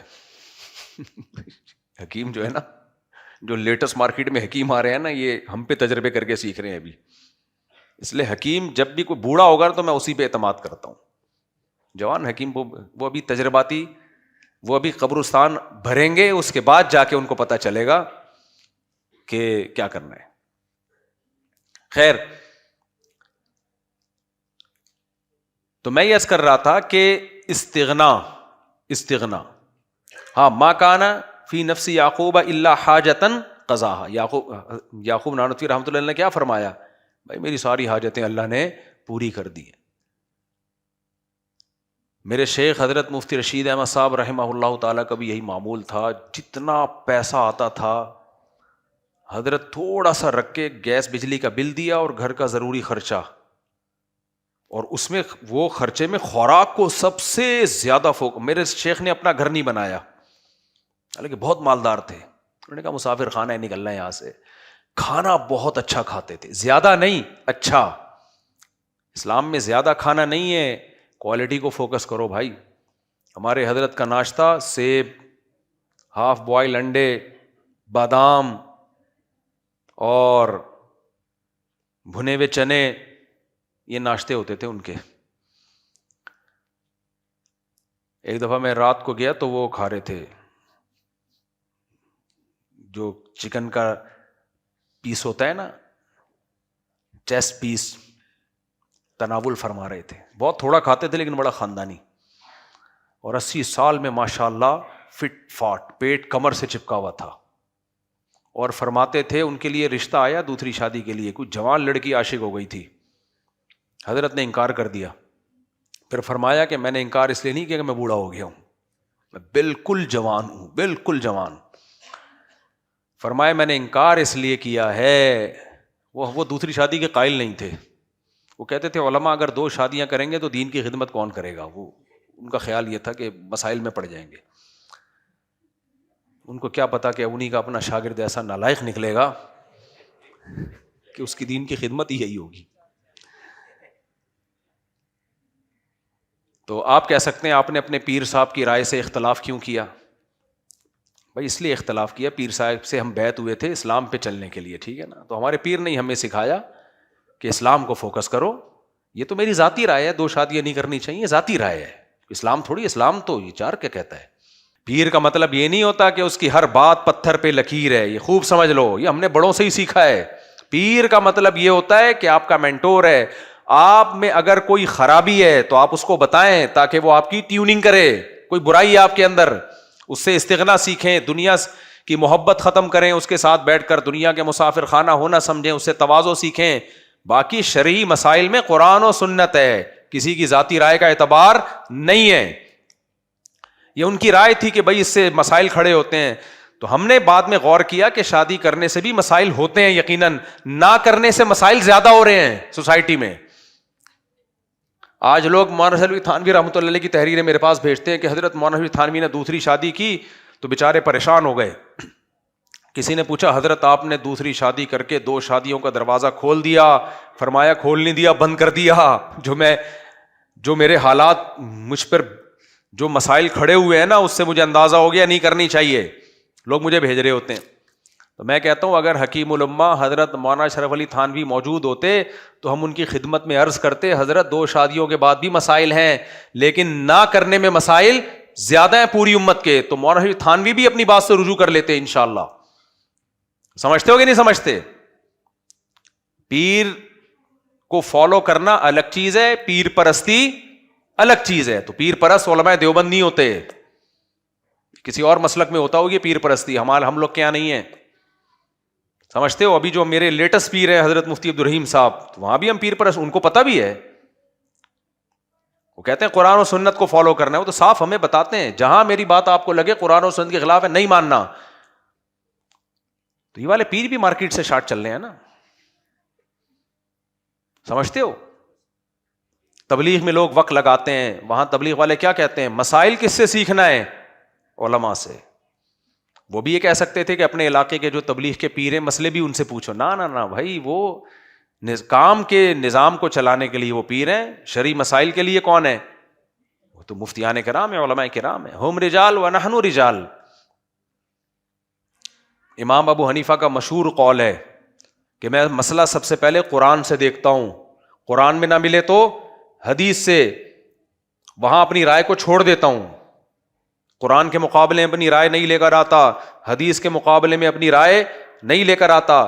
فرمایا پھر اگر قرآن و حدیث میں نہ ہو تو صحابہ, اگر صحابہ کی رائے ایک طرف ہو, میری رائے ایک طرف ہو, تو اپنی رائے کو میں صحابہ کی رائے پہ قربان کر دیتا ہوں. یہ امام حنیفہ کا قول ہے, صحابہ کی رائے کو لیتا ہوں. فرمایا صحابہ کے بعد کی جو بات ہے, ہم رجال و نحن رجال, وہ اگر آدمی ہے تو ہم بھی کیا ہیں, ہم بھی مرد ہیں. پھر ہماری اپنی رائے ہوتی ہے, پھر ان کی رائے کی تقلید نہیں کرتے ہم. سمجھتے نہیں ہو نا بات کو. یہ جملہ بڑا اچھا ہے, ہم رجال ونحن رجال. وہ اگر مرد ہیں تو ہم بھی کوئی کم نہیں, ہم بھی صاحب رائے ہیں بھائی. صحابہ کی حد تک تقلید ہے, یہ امام حنیفہ کا قول ہے, لیکن امام حنیفہ کے لیے, ہم جیسوں کے لیے نہیں ہے یہ. ہم اسلاف کی رائے پر اپنی رائے کو قربان کرتے ہیں. تو اس لیے پیر و مرشد کا مطلب یہ نہیں ہوتا کہ وہ جو بات کہہ دے پتھر پہ لکیر ہے. ہاں جہاں تک اصلاحی باتوں سے اصلاح کا تعلق ہے اس میں پیر کی رائے کو اپنی رائے پر ترجیح دے. یعنی آپ کی اصلاح کا تعلق ہے, پیر اگر کہہ رہا ہے آپ نے یہ کام کرنا ہے تو پھر آپ نے کرنا ہے, چاہے آپ کی سمجھ میں آئے یا نہ آئے. جہاں تک شریعت کا تعلق ہے حلال و حرام کا, اس میں تو شریعت ہے, اس میں پیر بھی پابند ہے اس شریعت کا. تو ہمارے شیخ کی ذاتی رائے یہ تھی کہ 2 شادیاں کرنے میں بڑے مسائل ہیں, علماء دین کی خدمت نہیں کر پائیں گے. لیکن چونکہ ہم سوسائٹی میں چل رہے تھے نا, جو وہ تو بڑے تھے, انہوں نے اپنے زمانہ کو دیکھا نا, یہ زمانہ تو ہم دیکھ رہے تھے نا. میں دیکھ رہا تھا اپنی آنکھوں سے کہ جس لڑکی کو طلاق ہو جائے اس کی شادی نہیں ہوتی, بیوہ ہو جائے اس کی شادی نہیں ہوتی, اور اس کا حل دوسری شادی کے علاوہ کسی مسئلے میں نہیں ہے. تو اس لیے اس مسئلے میں ہم نے اپنے شیخ کی بات سے اختلاف کیا. کہ حضرت کو نہیں پتا کہ حالات کس طرف جا رہے ہیں, تو وہ تو انڈیویجول شخص کی رائے کو دیکھ کے عمل کو دیکھ رہے ہیں نا, کہ وہ 2 کرے گا تو پھنس جائے گا. تو وہ تو پھنس رہا ہے, لیکن قوم کو بچا بھی تو رہا ہے. ایک عورت کو زنا سے بچا رہا ہے, اس کو ٹھکانہ دے رہا ہے. اگر نہیں کرتا تو کہاں جاتی وہ. میں تو جب کر رہا تھا تو میں کہتا تھا بھائی ٹھیک ہے, پھر اس کا حل بتاؤ سوسائٹی میں, اس کا حل کیا ہے. تو اس لیے ہمارا تو اطمینان ہونے کے کرنے کا کام ہے خاندانی. اور مجھے امید ہے آخرت میں اپنے شیخ سے ملاقات ہوگی تو پیٹھ تھپکیں گے, بولیں گے صحیح کام کر کے آیا, ایک ہی کام تو نے ڈھنگا کیا ہے, ایک ہی کام کیا ہے. تو مکھی پہ مکھی نہیں بٹھانی, اندھی تقلید نہیں ہے کسی کی بھی. خیر, تو اب ہمارے شیخ کا عمل کیا تھا, جتنی آمدن آ رہی ہے تھوڑی سی رکھی, باقی ساری فی سبیل اللہ, فی سبیل اللہ. یہ ہے استغنا, اٹ از کالڈ, بولو استغنا, غنا جسے کہتے ہیں, بے پرواہی, کسی کی پرواہ نہیں ہے بھائی. میرے پاس اللہ کا دیا بہت کچھ ہے, کسی کے سامنے ہاتھ نہیں پھیلانا, کسی کے سامنے اپنی حاجت کو ظاہر نہیں کرنا. میں اپنے حضرت ہی کا ملفوظ سناتا ہوں نا. مدرسے میں تنخواہ بہت تھوڑی تھی, دارالعلوم کرنگی کے شیخ الحدیث تھے. تو حضرت کی اہلیہ بیمار ہوئیں, حضرت اپنی اہلیہ کو ڈاکٹر کے پاس لے گئے. ڈاکٹر نے کہا ان کے لیے پھل فروٹ بہت ضروری ہے, وائٹامنس کی کمی ہے, پھل فروٹ کھلائیں. حضرت فرماتے ہیں ہماری تو تنخواہ اتنی تھی نہیں کہ ہم پھل فروٹ خرید لیتے, روٹی پہ سیٹ ہوئے ہوئے تھے. حضرت فرماتے ہیں روز دال. اچھا, ہمیں بھی آخر عمر میں یہ حالات بتا رہے ہیں جب اللہ نے مال بہت دے دیا تھا, اور بتا اس لیے رہتے, فرماتے ہیں کہ مجھے ڈر لگتا ہے ناشکری نہ ہو جائے, کیونکہ اس زمانے میں اپنے آپ کو بہت مالدار سمجھا کرتا تھا. لیکن کہا بتا اس لیے رہا ہوں تاکہ آپ لوگوں کی تربیت ہو, اس لیے بتا رہا ہوں, ورنہ یہ بتاتا بھی نہیں کہ دال کھاتے تھے تو بہت بڑی نعمت ہے, دال کوئی ہلکی چیز ہے کیا. بنی اسرائیل نے اللہ سے دال مانگی تھی, اللہ میاں نے اس کو عذاب دیا تھا کہ کمبختو تم دال کے لائق بھی نہیں ہو. تو فرماتے ہیں اپنی اہلیہ کو میں لے کر گیا ڈاکٹر کے پاس. ڈاکٹر نے بولا ان کو پھل کھلائے. فرماتے ہیں ہماری جیب میں پھلوں کے پیسے تھے ہی نہیں, تنخواہ اتنی تھی نہیں کہ پھل کھلا سکیں. تو کہتے ہیں کہ میں نے یہ نہیں سوچا کہ, اب میں بتا رہا ہوں استغنا کسے کہتے ہیں, کہ ہاں یہ دن دیکھنا پڑ رہا ہے, پیسے ہی نہیں ہیں, چلو اب کسی سے ادھار پکڑیں, کسی سے بات کر کے دیکھیں, محلے میں کسی سیٹ سے کہ یار میں بخاری پڑھاتا ہوں مدرسے میں دارالعلوم کرنگی میں, اور مقام کتنا بڑا, حضرت مفتی تقی صاحب, حضرت مفتی رفیع عثمانی صاحب کے استاذ ہیں بھائی, اتنے بڑے علماء کے استاذ. تو دل میں خیال آنا چاہیے تھا نا. یا ڈاکٹر صاحب سے کہتے ہیں ڈاکٹر صاحب ایسا ہے کہ آپ نے مشورہ تو دے دیا سیب اور انار انگور کا, تو آپ کے پاس کچھ ایسے پیسے بھی تو آتے ہوں گے نا, فری پکڑ کے لوگ دے کے جاتے ہوں گے کہ کوئی غریب آدمی آئے تو اس کو ہماری طرف سے یہ دفعہ فری میں دے دینا. نا نا نا نا, فرماتے ہیں نہ میرے دل میں یہ خیال آیا کہ کسی سے پیسے مانگوں, نہ یہ خیال آیا کہ میرے پاس پیسے ہی نہیں ہیں. میرے دل میں یہ خیال آیا نہ ڈاکٹر سے بدگمان ہوا، بھائی وہ جو میڈیکل کالج میڈیکل سائنس کی کتابوں میں اس نے پڑھا ہے اس میں تو یہ لکھا ہوا ہے یہ بھی کھانا چاہیے، اس میں تو یہاں تک یہ جائیدادیں کھانی چاہیے. تو میں نے سوچا کہ ڈاکٹر اپنے علم کے حساب سے صحیح بات کر رہے ہیں، لیکن اگر میری ضرورت پھل فروٹ ہوتے، میری اور میری اہلیہ کی ضرورت، تو اللہ پھلوں کے پیسے دیتا. نہیں دیے، اس کا مطلب ہمیں بالکل وائٹامنس کی ضرورت نہیں ہے. میں سمجھا پا رہا ہوں اپنی بات؟ ہمیں کسی قسم کے وٹامن کی ضرورت، اللہ ہماری ساری ضرورتیں دال روٹی سے پوری کرے گا. تو دال کا میں بتا رہا تھا، حضرت نے فرمایا کہ ایک دفعہ ہمارے گھر مہمان آیا تو ہم نے دال رکھ دی. تو کہتا ہے میں جب بھی آیا ہوں آپ کے یہاں دال پکی ہوئی ہوتی ہے. فرماتے ہیں اس کے بتانے پہ ہمیں یاد آیا کہ ہم کئی ہفتوں سے کیا کھا رہے ہیں؟ دال. ورنہ یہ توجہ بھی نہیں تھی. اس کے بتانے پہ. مہمان بھی بڑا نالائق. ایسے مہمان اکثر سسرال والے ہوا کرتے ہیں، ورنہ عام آدمی میں یہ جذبہ نہیں ہوتا، اتنی ہمت نہیں ہوتی. جو سسرالی نیچ قسم کے سسرالی ہوتے ہیں نا، وہ جب بھی داماد کے گھر جاتے ہیں فریج کھول کھول کے دیکھتے ہیں کہ اندر کیا رکھا ہے، دیگچی کا ڈھکن ہٹائیں گے دودھ ہے کہ نہیں ہے. یہ ہوتے ہیں لو لیول کے سسرالی. تمیز کا سسرالی آئے گا، بیٹھ جائے گا آرام سے، جو پلا دیا پیے گا، نہیں ہوگا کوئی بات نہیں یار. تو حضرت فرماتے ہیں ہم نے سوچا کہ ڈاکٹر نے اپنے علم کے لحاظ سے بات کی ہے، اگر اللہ نے ہمیں ہماری پھلوں کی ضرورت ہوتی تو اللہ ہمیں پھل کے پیسے دیتا، نہیں دیے تو ضرورت نہیں ہے. چلو بھائی. لیکن حضرت کی اہلیہ بھی توکل والی تھی نا. آج کی خواتین ہوتی گھر جانے کے بجائے سیدھا کورٹ، اور جج بیٹھا ہوا ہوتا، وہ بیٹھا ہی دوسروں کی بیویوں کو طلاقیں دینے کے سلسلے میں ہے وہاں پہ. جی جج صاحب مجھے مینٹلی ٹارچر کیا جا رہا ہے، میرا میاں مجھے پھل نہیں کھلا سکتا، مجھے خلا چاہیے. ججوں نے بھی قرآن کی آیتیں رٹا لگا کے یاد کی ہوئی ہیں. وَإِنْ خِفْتُمْ اللہ یقیما حدود اللہ، اگر حدود اللہ پہ قائم نہیں رہ سکتے تو تنسیخ نکاح جائز ہے. تو حدود اللہ نہیں، پھل کے پیسے نہیں ہیں، حدود اللہ پہ قائم کہاں رہ سکتے ہیں؟ اس سے آپس میں کیا ہوگی؟ چپکلس ہوگی. میاں بیوی کا رشتہ ہماری عدالتوں نے گرل فرینڈ بوائے فرینڈ سے بھی زیادہ کمزور بنا دیا ہے. یہ تبھی میں چیخ کے تھک گیا ہوں. یہ خلا ولا نہیں ہوتا عدالتوں میں جو چل رہا ہے، یہ حرام خوری ہے. جج اپنی بیوی کو طلاق دے سکتا ہے، دوسروں کی بیویوں پہ جج کو کوئی حق نہیں ہے. عورت آئے گی اپنی مرضی سے، جائے گی شوہر کی مرضی سے. شوہر 3 ٹائم ڈیورس زبان سے پھوٹے گا تو طلاق ہوگی، ادروائز کچھ بھی نہیں ہوتا. ہاں ویلڈ ریزن ہو، ویلڈ ریزن، اور عورت گواہوں سے ثابت کرے کورٹ میں ویلڈ ریزن، پھر ہم اس کو تنسیخ نکاح مانتے ہیں. کوئی ویلڈ ریزن نہ ہو تو نہیں ہوتا. سمجھتے ہو کہ نہیں سمجھتے؟ ویلڈ ریزن کیا ہے؟ نان نفقہ ہی نہیں دے رہا اس کو، یا نکاح کر کے باہر ملک بھاگ گیا ہے، نہ رخصتی کر رہا ہے، نہ لے کے جا رہے، جیسے ہوتے ہیں بعض لوگ لٹکا دیتے ہیں.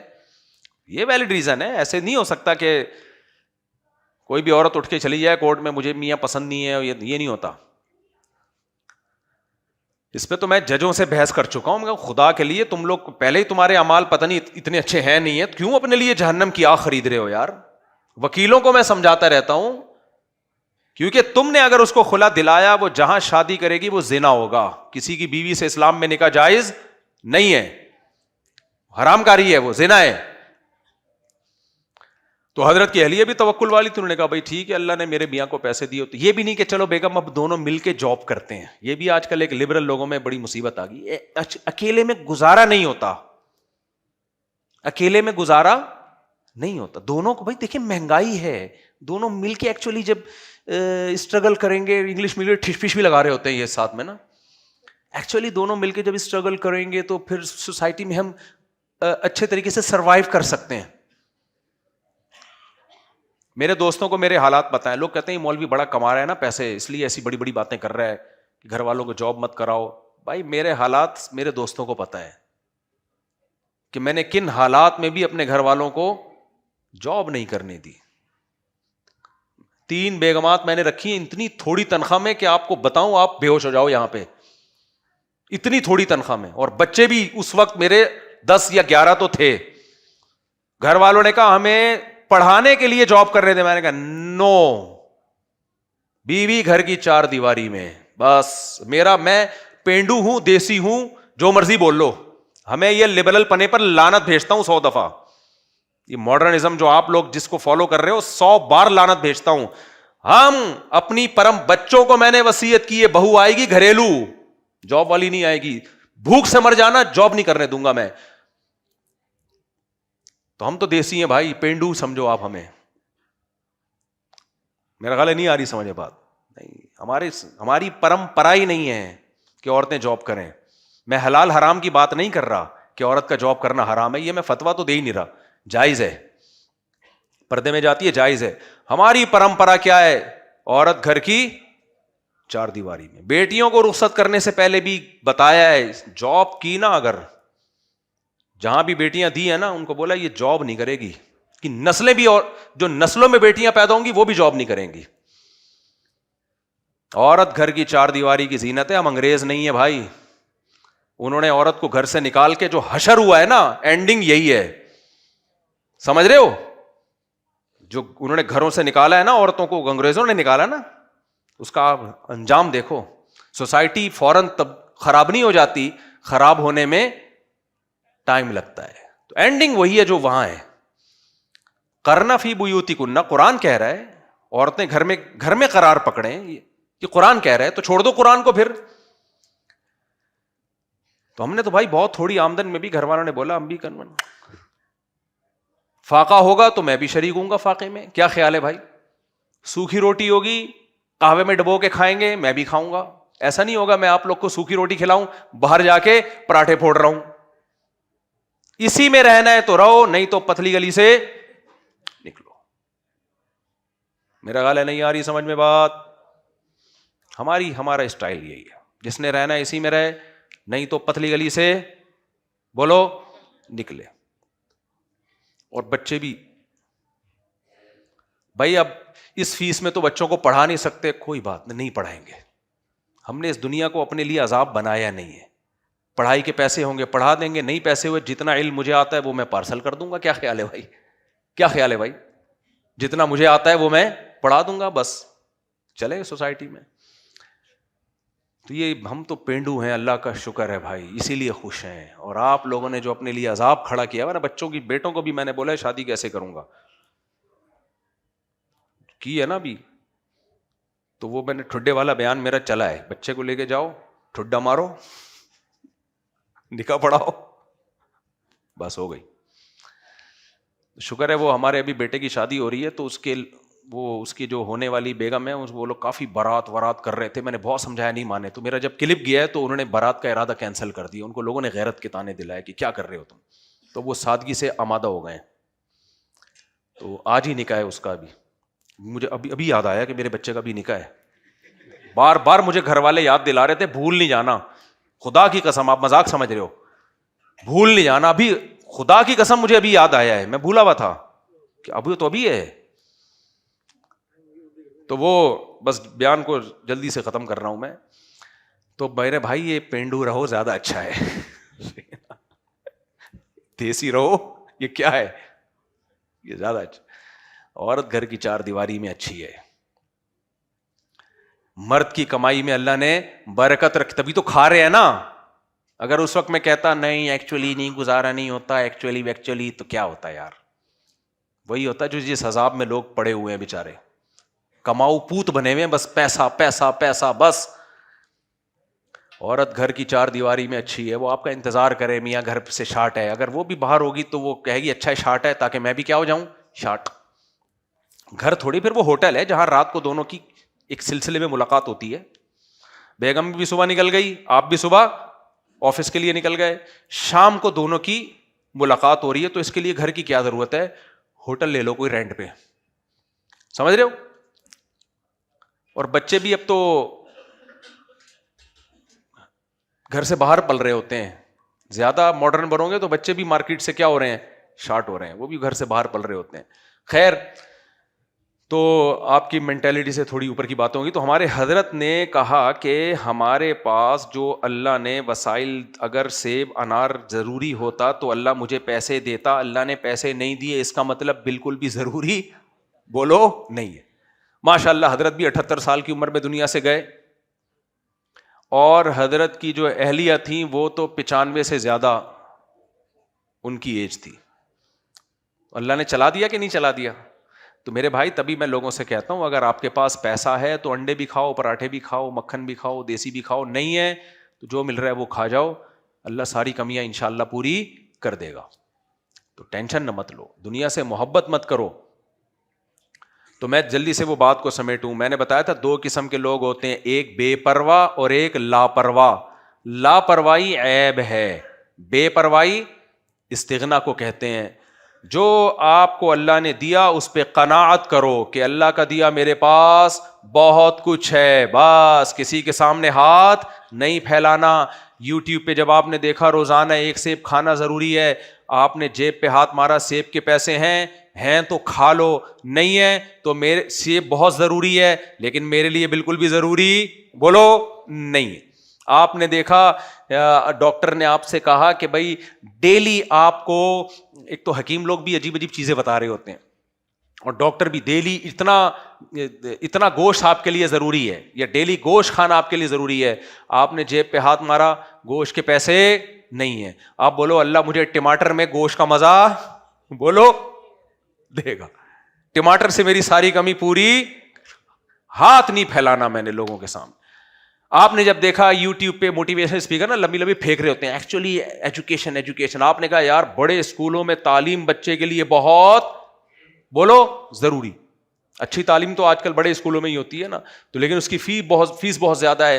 تو آپ نے جب جیب پہ ہاتھ مارا، فیس کے پیسے ہیں، اچھے اسکولوں میں پڑھاؤ، جب ہاتھ مارا پیسے ہی نہیں ہے. وہ مولوی صاحب نہیں تھے ہمارے مدرسے میں، ایک مولوی صاحب تھے، شادی نہیں کرتے تھے. حضرت نے ایک دفعہ ان سے پوچھا، حضرت بڑے مزے سے ان کا واقعہ سنایا کرتے تھے. حضرت نے پوچھا آپ شادی کیوں نہیں کرتے؟ تو حضرت فرماتے ہیں انہوں نے بولا پیسے ہی نہیں ہے. تو حضرت ان کی نقل اتارتے تھے ایسے حسرت سے نا جیسے حضرت کو بڑا غصہ آیا ان کے اوپر. حضرت کا استغنا کا معیار تھا نا، حضرت کا کہ ان کو یہ نہیں بولنا چاہیے تھا. مولوی ہو کے یہ کہہ رہے پیسے نہیں ہے، ان کو چاہیے بولے اللہ کا دیا بہت کچھ ہے، بس جب مقدر ہوگا تو کر لیں گے. اپنی حاجت دوسرے کے سامنے کیوں ظاہر کی ہے؟ تو حضرت اس پہ کہتے تھے. میں نے جب ان سے پوچھا آپ شادی کیوں نہیں کرتے، کہتے ہیں پیسے ہی نہیں ہے. تو اب ہر مسلمان کا منہ لٹکا ہوا ہے، کوئی بات کرو یار تم بچے کو اچھے اسکول میں کیوں نہیں پڑھاتے، پیسے ہی نہیں ہے. ابے اپنے بیٹے کی شادی کیوں نہیں کر رہا، پیسے ہی نہیں ہے. ابے گوشت کیوں نہیں کھا لیتا، پیسے ہی نہیں ہے. یہ جملہ منہ سے نکالنا بولو چھوڑ دو. جب کوئی پوچھے پیسے ہیں، پیسہ بہت ہے. ابے پھر گوشت کیوں نہیں کھاتا، ضرورت ہی نہیں ہے. سمجھ رہے ہو؟ جب بھنڈی پہ گزارا ہے تو گوشت کھانے کی کیا ضرورت. ابے تجھے ڈاکٹر نے بولا روزانہ 2 انڈے کھایا کر، انڈے کیوں نہیں کھاتا، یہ نہیں بولو پیسے ہی نہیں ہے. نہ بولو یار میں انڈے اس لیے نہیں کھاتا، پراٹھے سے میری ضرورت پوری ہو جاتی ہے، انڈے کی ضرورت ہی نہیں ہے. یہ بولا کرو. کیا بولو گے؟ یار تو بسوں میں لٹک لٹک کے جاتا ہے، اپنی گاڑی کیوں نہیں خرید لیتا، گاڑی کی ضرورت ہی نہیں ہے. جب W11 ہے تو گاڑی کی، دیکھو W11 میں گانے لگے ہوتے ہیں، گانا سننا ناجائز ہے. اپنی گاڑی میں گانا لگا کے جاؤ گے گناہ ملے گا. W11 میں فری پھوکڑ کے گناہ کس کے کھاتے میں جا رہا ہے؟ اس کے کھاتے میں جا رہا ہے. تو یہ جملہ منہ سے چھوڑ دو، پیسے ہی نہیں ہے. بولو پیسہ بہت ہے. بھائی پھر گاڑی کیوں نہیں خرید رہا، ضرورت ہی نہیں ہے. سمجھ رہے ہو؟ ضرورت ہی نہیں ہے. گوشت کیوں نہیں کھا رہا، پیسہ نہیں ہے. بھائی پیسہ بہت ہے، پھر کیوں نہیں کھاتا، ضرورت ہی نہیں ہے. اپنا گھر کیوں نہیں ہے تیرا، کرائے پہ کیوں رہ رہا ہے، کیا تجھے ضرورت نہیں ہے؟ نہیں بھائی مجھے اپنے گھر کی ضرورت نہیں ہے، مسافر خانہ ہے، وہاں سے بھی جنازہ نکلنا ہے، یہاں سے بھی. تو بھائی پھر خریدتا کیوں نہیں ہے، ضرورت ہی نہیں ہے. سمجھتے ہو کہ نہیں سمجھتے؟ ضرورت ہی نہیں ہے. تو اس لیے منہ سے اچھا بول لیا کرو. تو اللہ ہمیں استغنا نصیب کرے، استغنا، اللہ ہمیں دل کا غنا نصیب کرے. سبحانک اللہم وبحمدک، نشہد ان لا الہ الا انت، نستغفرک. آپ نے اجازت دی کہ میں لبابہ فاطمہ بنت نثار احمد کنکا عبداللہ شیخ والشیخ عدیل سے کروں 1,00,000 روپے مہر میں. الحمدللہ نحمده ونستعینه ونستغفره ونؤمن به ونتوکل علیہ ونعوذ باللہ من شرور انفسنا ومن سیئات اعمالنا. من يهده الله فلا مضل له ومن يضلل فلا هادي له ونشهد أن لا إله إلا الله وحده لا شريك له ونشهد أن محمدا عبده ورسوله صلى الله تعالى عليه وعلى آله وأصحابه وبارك وسلم تسليما كثيرا كثيرا. أما بعد فأعوذ بالله من الشيطان الرجيم. بسم الله الرحمن الرحيم.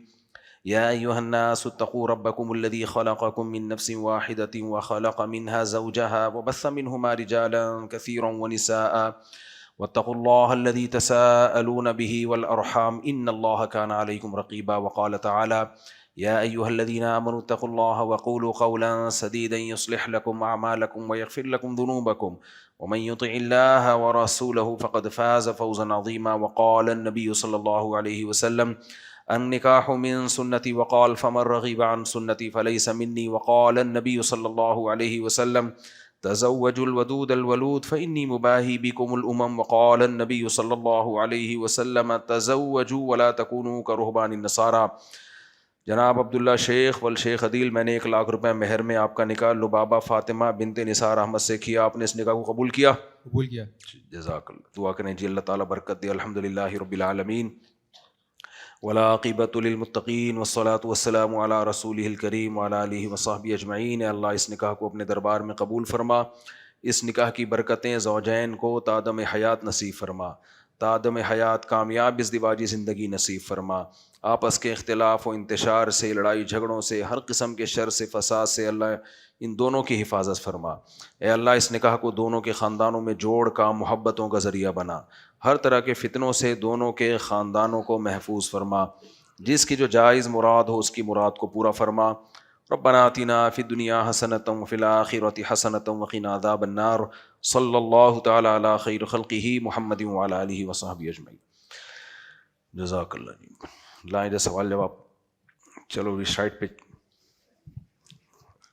اللہ مبارک کرے جی. ماشاء اللہ جزاک اللہ. ٹھیک ہے جی. اللہ مبارک کرے. اللہ مبارک کرے. ماشاء اللہ ماشاء اللہ ماشاء اللہ. وعلیکم السلام. وعلیکم السلام. وعلیکم السلام. وعلیکم السلام. السلام علیکم بھائی. روٹی والے اسٹف ٹوائے کا کام کیسا ہے؟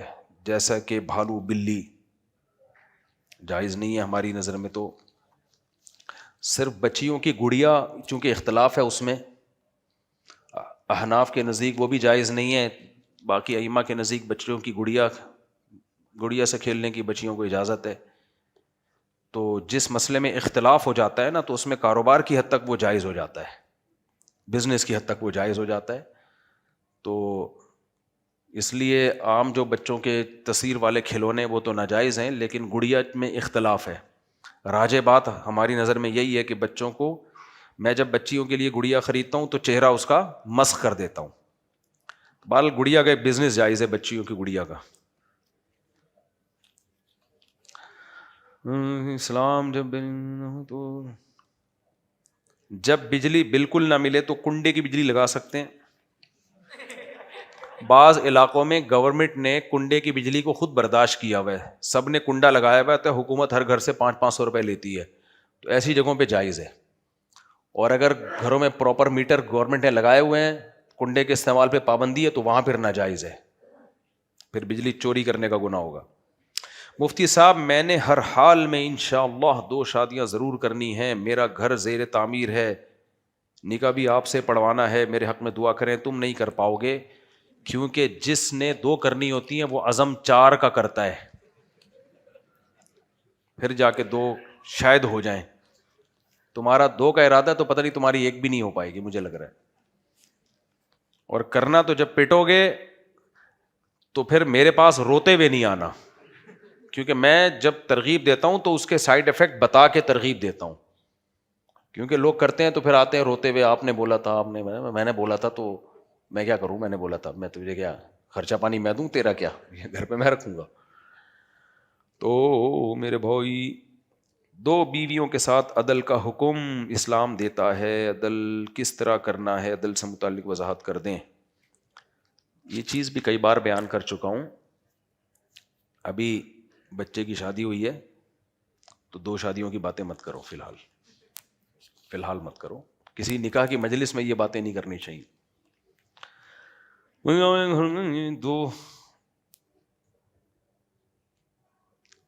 ایک گھر میں دو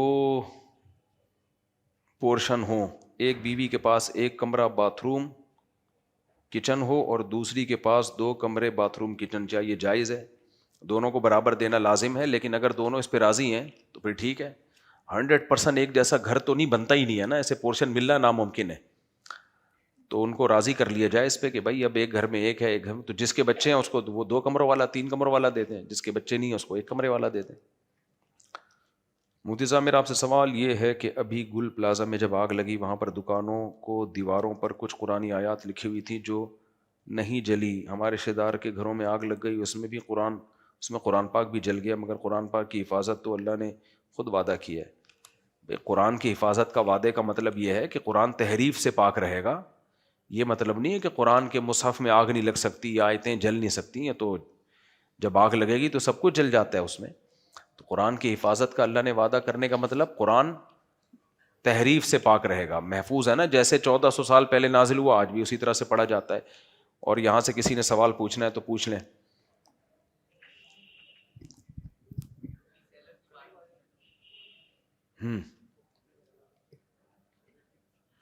جی یہ ری سیلر کا جیسے کوئی بھی پروڈکٹ مینوفیکچر بناتا ہے، کپڑے کا ہو گیا کوئی اور پروڈکٹ ہو گئی، تو اس میں مطلب کمیشن کی صورت میں آن لائن بزنس کیا جا سکتا ہے واٹس ایپ وغیرہ پہ؟ جی ہاں کیا جا سکتا ہے، آن لائن بزنس کمیشن لیا جا سکتا ہے، بھائی ہم آپ کا پروڈکٹ بکوائیں گے اس پہ ہمارا یہ کمیشن ہے، جائز ہے۔ دیکھیں آن لائن جب بزنس کرتے ہیں تو چند صورتیں ہوتی ہیں، وہ میں بتا دیتا ہوں، ان میں کچھ ناجائز ہیں کچھ جائز ہیں۔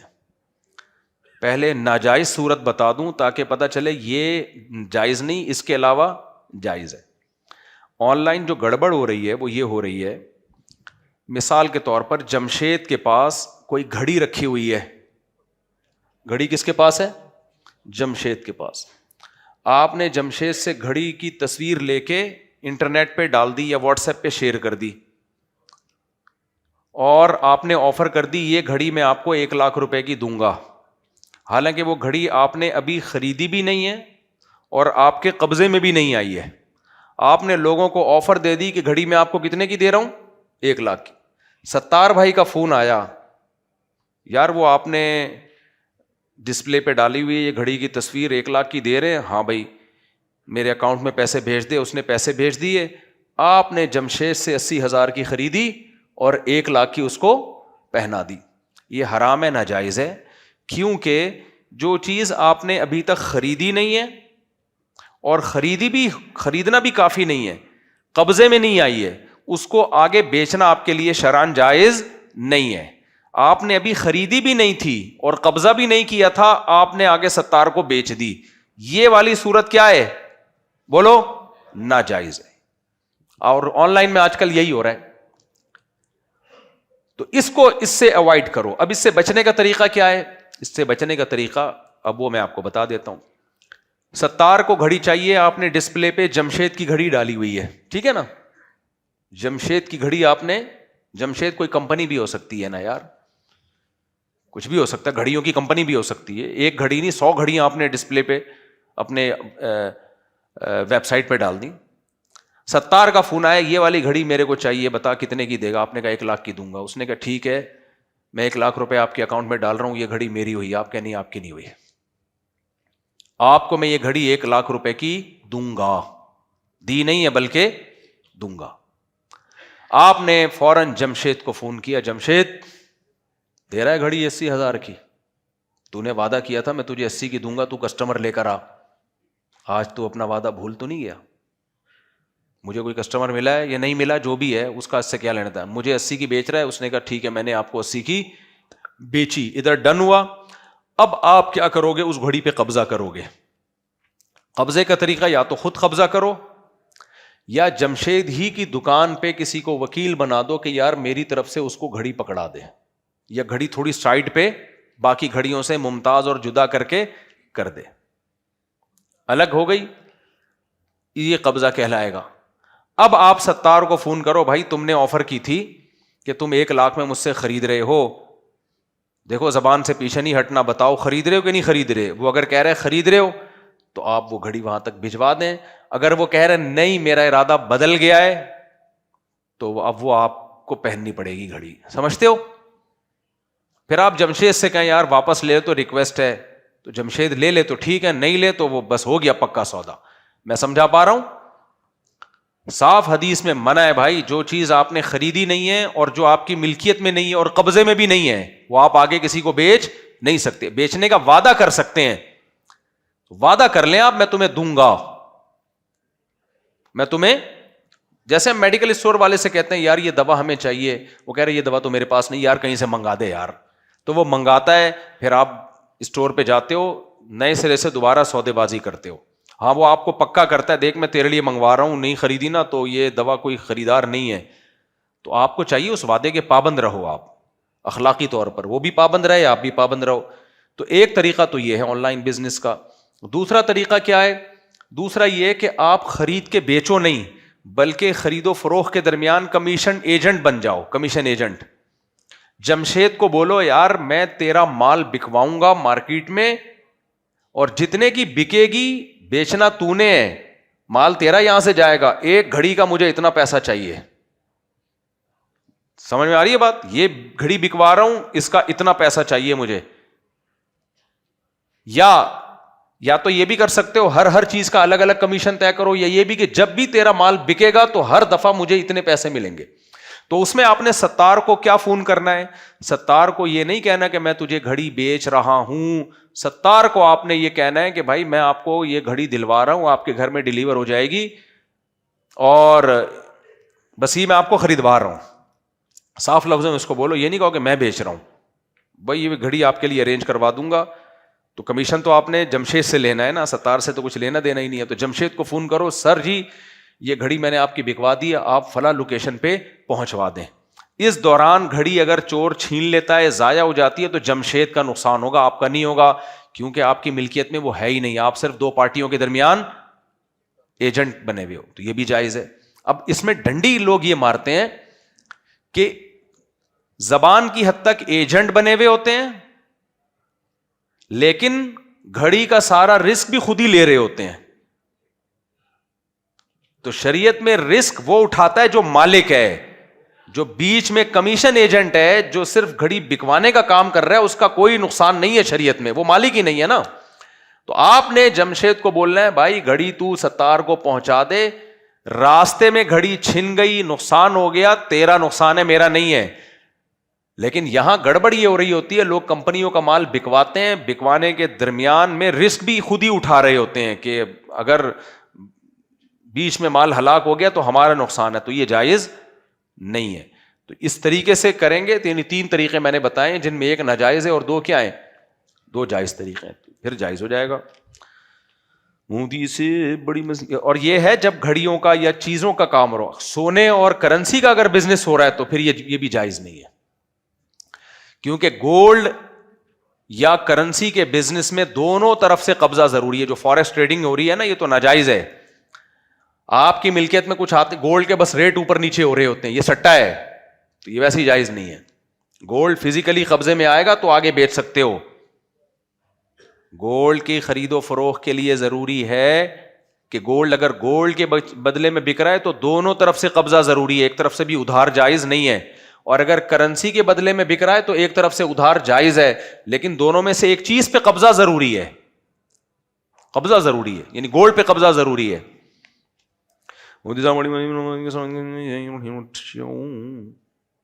بھائی دو صفوں کے آگے سے گزر سکتے ہیں. چپل والی جگہ نماز پڑھنا جائز ہے, واش روم سے لوگ آتے ہیں جنازہ میں ہوتے ہیں. ابے جائز ہے چپل والی جگہ بھی, بس جگہ پاک ہونی چاہیے.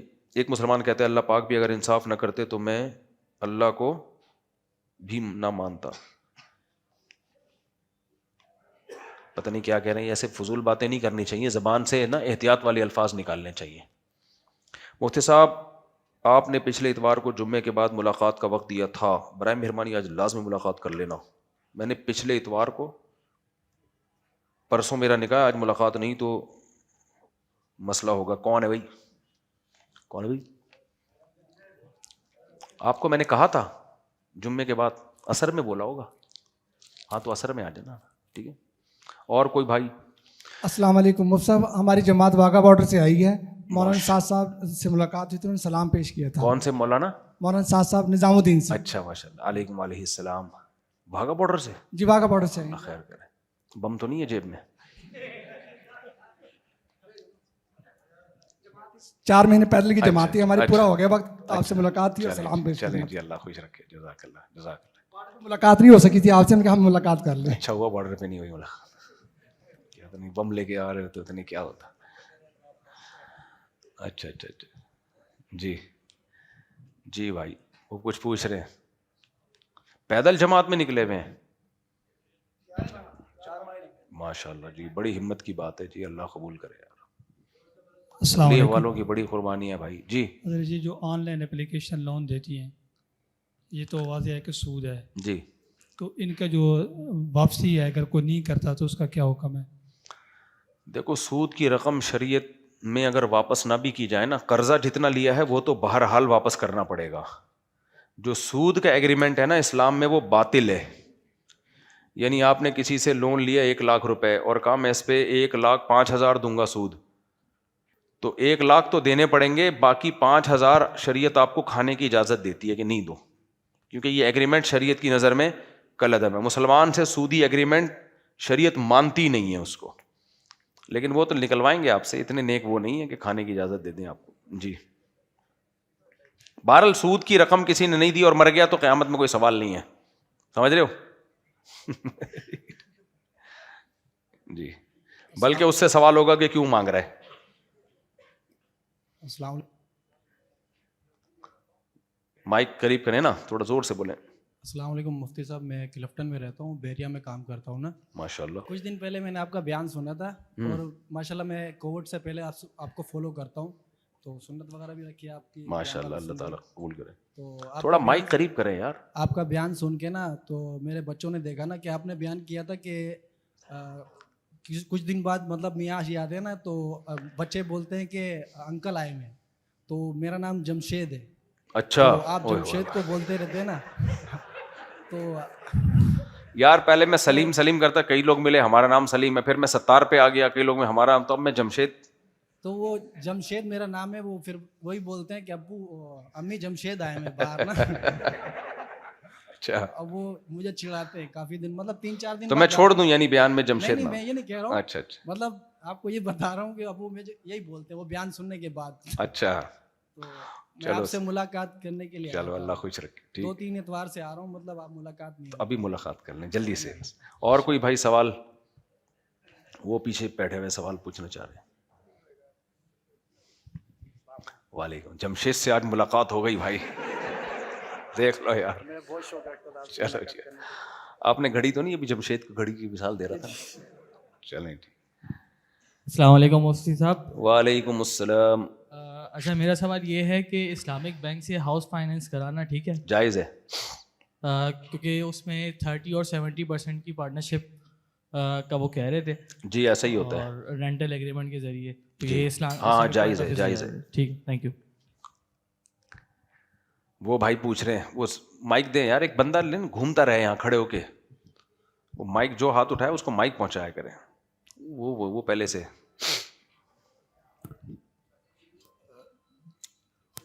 جی, جس طرح حضرت موسیٰ علیہ السلام اللہ سے ہم کلام ہوا کرتے تھے, جی, تو کیا نبی صلی اللہ علیہ وسلم جو ہیں وہ بھی اسی طریقے سے کہا جائے گا کہ ہم کلام ہوتے تھے؟ اور کیا جو حضرت ابراہیم علیہ السلام سے جو ایک مکالمہ ہے نا, وَإِذْ قَالَ إِبْرَاهِيمُ رَبِّ أَرِنِي كَيْفَ تُحْيِي الْمَوْتَى, تو انہوں نے جواب دیا کہ قَالَ وَلَمْ تُؤْمِن, تو ایسا لگتا ہے جیسے یہ بھی آمنے سامنے بات ہو رہی ہے. دیکھیں حضرت ابراہیم علیہ السلام کا جو اللہ سے مکالمہ تھا وہ بذریعہ وحی تھا, وہ براہ راست نہیں تھا. یعنی بھائی کا سوال یہ ہے کہ کیا اللہ جیسے حضرت موسیٰ علیہ السلام سے براہ راست ہم کلام ہوتے تھے, تو کیا نبی صلی اللہ علیہ وسلم سے بھی اللہ براہ راست ہم کلام ہوتے تھے؟ پھر دلیل میں بھائی دلیل دے رہے ہیں کہ وَإِذْ قَالَ إِبْرَاهِيمُ, جب ابراہیم علیہ السلام نے کہا ربی ارینی کیف تحیی الموتیٰ, اے اللہ مجھے بتا تو مردوں کو کیسے زندہ کرے گا. تو اس سے پتہ چل رہا ہے کہ ابراہیم علیہ السلام بھی اللہ سے براہ راست ہم کلام ہوتے تھے. تو اس کا جواب قرآن نے بہت واضح دیا ہے. قرآن کہتا ہے انا اوحینا الیک کما اوحینا الی ابراہیم و اسماعیل, کہ اے نبی ہم نے آپ پر ایسے وحی کی ہے جیسے ابراہیم علیہ السلام، اسماعیل علیہ السلام، اسحاق علیہ السلام، یونس علیہ السلام، سارے پیغمبر. اور آگے الگ سے اللہ نے حضرت موسیٰ کا تذکرہ کیا، وَكَلَّمَ اللَّهُ مُوسَىٰ تَكْلِيمًا، موسیٰ کے ساتھ اللہ نے براہ راست کلام کیا ہے علیہ السلام.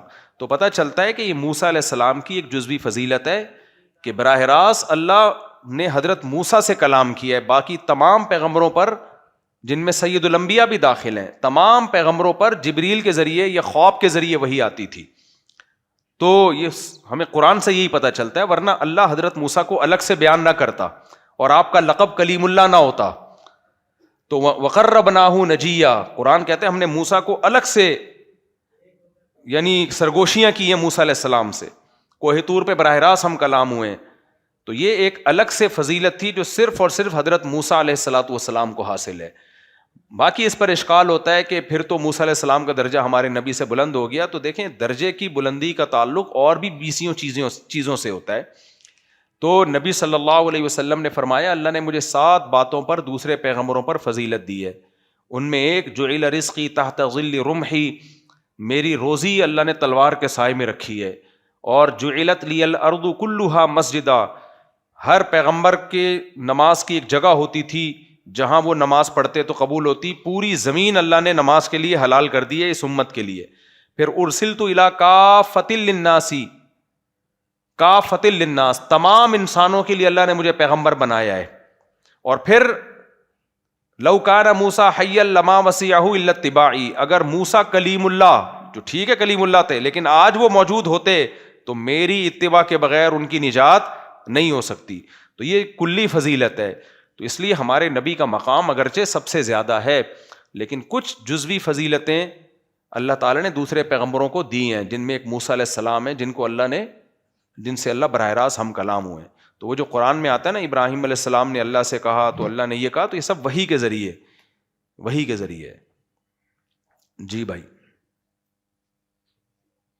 جی میرا ایک سوال ہے، اس کا جواب صحیح جگہ صحیح نہیں ملا ہے، آپ سے کر رہا ہوں. اچھا. 6-7 مہینے سے گھر میں بجلی نہیں ہے، تو پورے علاقے میں بجلی ہے، صرف ایک گھر میں نہیں ہے. تو اس میں کنڈا لگانا صحیح ہے یا نہیں ہے؟ اس کے پیسے دیکھو بل والے بجلی والے آ کے لیتے بھی ہے، اس کے پیسے لگانا صحیح ہے. یعنی پورے علاقے میں بجلی ہے، صرف آپ کے گھر میں بجلی نہیں ہے. تو آپ نے میٹر کے لیے اپلائی کیا کہ الیکٹرک میں؟ مائک پہ جواب دو نا، آدھی بات جائے گی. جی ہاں کیا ہے، تو وہ لیکن کیوں نہیں لگا رہے؟ بجلی والے پیسے بھی لیتے پھر بجلی بھی نہیں دیتے. ہاں تو پھر کنڈا لگا لو، اور کیا، یہ تو مجبوری ہے نا. جب کہ الیکٹرک کے لیے اپلائی بھی کیا انہوں نے، وہ پیسے بھی لے کے چلے گئے، پھر بھی بجلی نہیں دے رہے، پھر مجبوری ہے، لگا لو. لگانا صحیح ہے نا پھر. ہاں تو پھر صحیح ہے. السلام علیکم مفتی صاحب، آپ نے کہا کہ بغیر قبضے کے ہم بیچ نہیں سکتے. اب جس طرح سے انسٹالمنٹ پہ لوگ پلاٹ لیتے ہیں، اس کی قسطیں بھی بھر رہے ہیں اور ابھی پوری بھری نہیں ہے اور اس پہ قبضہ بھی نہیں ملا ہے. اب نہ بھر سکیں اور بیچ دیں، اگر نہ بھر پا رہے ہیں اور فائل بھیج دیں. اب اس میں بھی 2 صورتیں ہیں کہ فائل اتنے میں ہی بیچیں جتنے میں ہمیں ملی تھی، یا کبھی ریٹ بڑھ جاتے ہیں تو زیادہ میں بیچیں. یہ بڑا اچھا سوال کیا. قبضے سے پہلے چیز بیچ نہیں سکتے، یہ منقولی اشیاء میں ہوتا ہے، موویبل اشیاء میں. پلاٹ میں ایسا نہیں ہے. پلاٹ خرید کے قبضے سے پہلے بھی بیچ سکتے ہیں، سمجھ رہے ہو؟ جی ہاں، پلاٹ کا متعین ہونا ضروری ہے اور آپ کے رسک میں آنا ضروری ہے. یہ اچھا ہوا آپ نے سوال پوچھ لیا. رسک میں جی میں پہلے ان کا جواب مکمل ہونے دوں نا تاکہ قبضے کے حکام واضح ہو جائیں. نہیں، اسی کو پہلے میں کلیئر کر دوں پھر آپ سوال اٹھائیں. میں پوچھتا ہوں، آپ کی طرف آتا ہوں. پراپرٹی یعنی مکان، فلیٹ یا پلاٹ، اس کو قبضے کے بغیر بھی بیچا جا سکتا ہے. ملکیت میں اور رسک میں آنا ضروری ہے. رسک بہت امپورٹنٹ چیز ہے. رسک کا مطلب کیا ہے؟ اس کنڈیشن میں آ جائے کہ اگر وہ نقصان ہو تو آپ کا نقصان سمجھا جائے. سمجھ رہے ہماری بات؟ ابھی قسطیں پوری نہیں ہوئی ہیں لیکن پلاٹ آپ کے رسک میں آ گیا. کیا مطلب؟ اگر اس پہ ڈاکو قبضہ کر لیتے ہیں تو نقصان کس کا سمجھا جائے گا؟ اگر آپ کا سمجھا جائے گا، اس کا مطلب یہ آپ کے رسک میں آ چکا ہے. اور اگر اس کنڈیشن میں ہے کہ آپ کا بھی سمجھا ہی نہیں گیا، فائل ہی گھوم رہی ہے، اس کے پیچھے پتہ ہی نہیں کوئی پلاٹ ہے کہاں ہے، پروجیکٹ ایسے ہی شروع ہوتے ہیں نا، تو پھر تو اس کو صرف فیس ویلیو پہ بیچا جا سکتا ہے، نفع یا نقصان کے ساتھ نہیں بیچا جا سکتا. نفع یا نقصان کے ساتھ اس وقت بیچا جا سکتا ہے جب پلاٹ کا رسک آپ لے رہے ہو. اس کنڈیشن میں آ جائے بھائی یہ نمبر ہے, یہ لوکیشن ہے, یہ دیکھ لو, یہ ہے تمہارا, تم اس پہ چاہو مکان بنا لو, چاہے ٹھیک ہے قسطیں تو بھرتے رہو گے, لیکن یہ اس کنڈیشن میں آ گیا ہے کہ اگر اس پہ زرداری کا استغفر اللہ, اس پہ اگر ڈاکوؤں کا قبضہ ہو گیا, زرداری بلا وجہ منہ سے, اس پہ اگر ڈاکوؤں کا قبضہ ہو گیا تو پھر یہ نقصان تمہارا ہے, ہمارا نہیں ہے. اس کنڈیشن میں جب آ جائے گا تو پھر آپ کے لیے نفع پہ بیچنا بھی جائز اور نقصان پہ بیچنا بھی جائز. اس سے پہلے جتنے کا خریدا اس پہ بیچ سکتے ہیں, اس کو بیچنا نہیں کہیں گے. شریعت کہتی ہے کہ اپنے حق سے دستبردار ہو رہا ہے دوسرے کے حق میں. بھائی میں نے 50,000 دے کے یہ حق لیا تھا کہ اس پلاٹ جب بنے گا تو میرا ہوگا, تو یہ رائٹ میں تمہیں دے رہا ہوں, میں کھسک رہا ہوں اس معاملے سے, تم 50,000 ڈال دو, میں کھسک رہا ہوں. تو فیس ویلیو پہ بیچ سکتے ہیں, نفع نقصان پہ اس وقت بیچ سکتے ہیں جب وہ پلاٹ یا پراپرٹی اس کنڈیشن میں آ جائے کہ نقصان کس کا سمجھا جائے, آپ کا. اسی میں ایک اور چیز ایڈ کر لیں, آج کل لوگ فلیٹ بنا رہے ہوتے ہیں, کنسٹرکشن کا کام چل رہا ہے, جو بلڈر آپ سے ایڈوانس پیسے لے لیتا ہے کہ آپ کا فلیٹ بن رہا ہے, تو ابھی بنا نہیں ہے, آپ کا ارادہ ہوا بیچ سے کھسک جاؤں, تو جب تک فلیٹ تیار نہیں ہوا ہے نا تو رسک نہیں آئے گا نا آپ کا. بھائی ہوا میں تو نہیں, ابھی تو پروجیکٹ ہے, آپ کا فلیٹ ادھر ہوا میں 4تھی منزل پر ہوگا, ہوا ہے وہاں بھی, بنا کچھ بھی نہیں ہے, تو بھی فیس ویلیو پہ تو آپ بیچ سکتے ہو اس کاغذ کو, نفع نقصان پہ نہیں بیچ سکتے. نفع نقصان پہ اس وقت بیچ سکتے ہو جب وہ فلیٹ کا اسٹرکچر وجود میں آ جائے, بے شک اس کی فنیشنگ نہ ہوئی ہو, ڈھانچہ وجود میں آ جائے. یہ فلیٹ ہے, یہ 4 دیواری ہے, 4 دیواری بن گئی, اب یہاں واش روم آئے گا, یہاں جو 4 دیواری بن جائے اس کی, کیونکہ 4 دیواری بننے کے بعد وہ اس کنڈیشن میں آتا ہے کہ اس پہ زرداری کا قصد, پھر کی مصیبت, اس پہ کسی کا بھی قبضہ ہو سکتا ہے. سمجھ میں آ رہی ہے بات کہ نہیں آ رہی؟ اس پہ قبضہ ہو سکتا ہے. سمجھ میں آ رہی ہے نا بات؟ رسک شریعت اسلام اجازت نہیں دیتا آپ کو کہ اس چیز پہ نفع کماؤ جس چیز کا رسک نہیں لے رہے آپ. یہ فلسفہ ہے. رسک آپ کا ہونا چاہیے, رسک ٹرانسفر ہوگا تو پھر پروفٹ لے سکتے ہو آپ, ادروائز نہیں. تو یہ جو ٹھیکے پہ لوگ بلڈنگیں بنوا رہے ہوتے ہیں نا, تو لوگ ہم سے بہت یہ مسئلہ پوچھتے ہیں, میرا فلیٹ ابھی وہاں بن رہا ہے, ابھی بنا نہیں ہے. تو بھائی اگر ڈھانچہ کھڑا ہو گیا تو آگے کسی کو بیچ سکتے ہو, چاہے آپ نے ابھی قسطیں پوری بھری نہیں ہے, اگر ڈھانچہ بھی کھڑا نہیں ہوا تو وہ نہیں بیچ سکتے آپ اس کو, صرف فیس ویلیو پہ بیچ سکتے. اب آپ پوچھیں, کیا پوچھ رہے تھے؟ میں یہ کہہ رہا تھا کہ جیسے انہوں نے کہا پلاٹ یا مکان ہم سیل کر رہے ہیں, اس پہ اتنی پیمنٹ, تو اب مثال کے طور پہ ایک چیز ہے 35 لاکھ روپے کی, اب اس پہ پرسن لے کے اوپر پیسے لے رہے ہیں, 1 سال اسٹیٹ ایجنٹ لے رہا ہے, اسٹیٹ ایجنٹ لے رہا ہے. جیسے گاڑیاں بیچتے ہیں 35 لاکھ کی, اس پہ پرسن لے رہا ہے وہ, تو کیا حرام ہے یا حلال؟ نہیں, حلال ہے. اسٹیٹ ایجنٹ دیکھیں 2 طریقے ہوتے ہیں کسی ایجنٹ کے پیسے کمانے کے. وہ یہ ہوتا ہے کہ آپ کی پراپرٹی میں بکوا رہا ہوں, جتنے کی بکے گی اتنے % میں لوں گا, یہ بھی جائز ہے. دوسرا طریقہ یہ ہوتا ہے کہ آپ کی پراپرٹی کے 40 لاکھ میں آپ کو دوں گا, اوپر کی جتنی بکے وہ سارے میرے ہیں, یہ بھی جائز ہے مگر کراہت کے ساتھ. ناپسندیدہ ہے یہ طریقہ مگر گنجائش اس کی بھی ہے. افضل طریقہ, بے غبار طریقہ یہ ہے کہ بھائی آپ کی پراپرٹی جتنے کی بکے گی پورے پیسے آپ کو ملیں گے, میں اس میں اتنے % کمیشن لوں گا, تو یہ جائز ہے. جی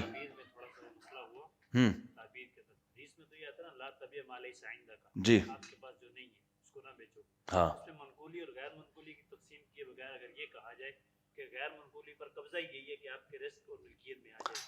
بس عوام کی زبان میں عوامی اسٹائل میں سمجھانے کی ضرورت ہوتی ہے نا.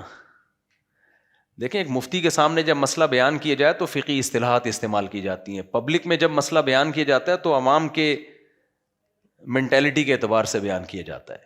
تو عوام کو یہی بتایا جائے گا کہ پراپرٹی پر قبضے سے پہلے بھی بیچنا جائز ہے اس کو, کیونکہ پراپرٹی پہ اگر آپ یہ کہتے ہیں قبضہ ممکن نہیں ہے تو یہ بات غلط ہے.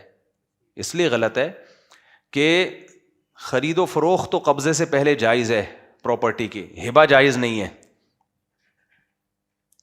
یعنی ہبہ قبضے کے بغیر متحقق نہیں ہوگا. مثال کے طور پر باپ نے اپنے بیٹے کو پلاٹ دے دیا کہ یہ پلاٹ تمہارا ہے, تو یہ زبانی کہنے سے نہیں ہو جائے گا جب تک کہ وہ اس پلاٹ پہ جا کے کھڑا نہیں ہوگا. وہاں پہ خرید و فروخت کیونکہ ایک مضبوط عقد ہے, تو اس میں اس ایگریمنٹ کے ہوتے ہی ملکیت ٹرانسفر ہو جائے گی. جبکہ جب آپ کسی کو پراپرٹی گفٹ دے رہے ہو تو یہ کمزور عقد ہے, یہ اس میں دوسری طرف سے معاوضہ نہیں ہے. تو یہ کمزور عقد مکمل جب تک نہیں ہوگا جب تک جس کو ہبہ کیا جا رہا ہے اس کا قبضہ نہ ہو جائے. سمجھ میں آ رہی ہے بات؟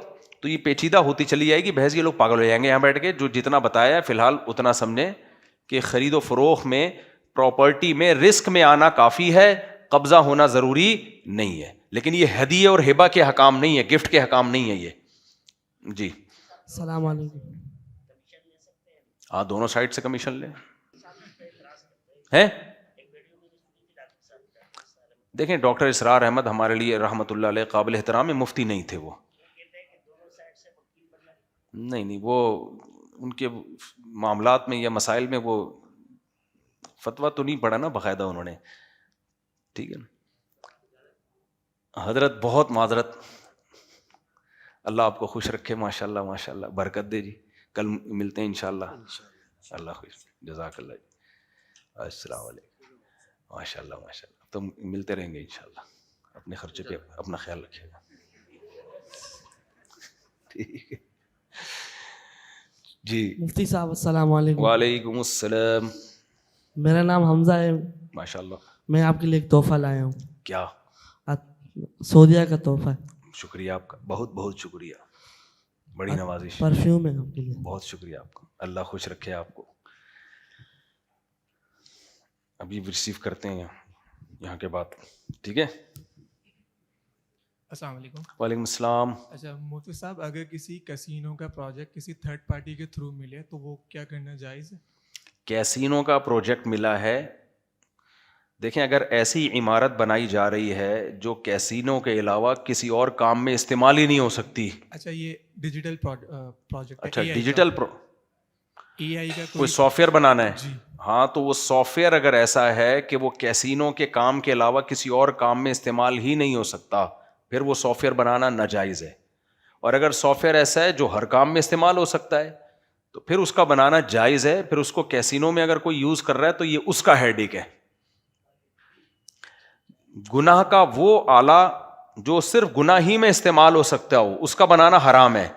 لیکن اگر کوئی ایسا آلہ ہے جو بیسیوں کام میں چاقو کی مثال دیتا ہوں, چھری سے بندے کے گلے بھی کٹتے ہیں, چور بھی استعمال کرتے ہیں, تو چھری بنانا پھر بھی جائز ہے. اب اس کا اگر وہ کسی گناہ میں استعمال کر رہا ہے تو وہ بہرحال اس کا اپنا عمل ہے.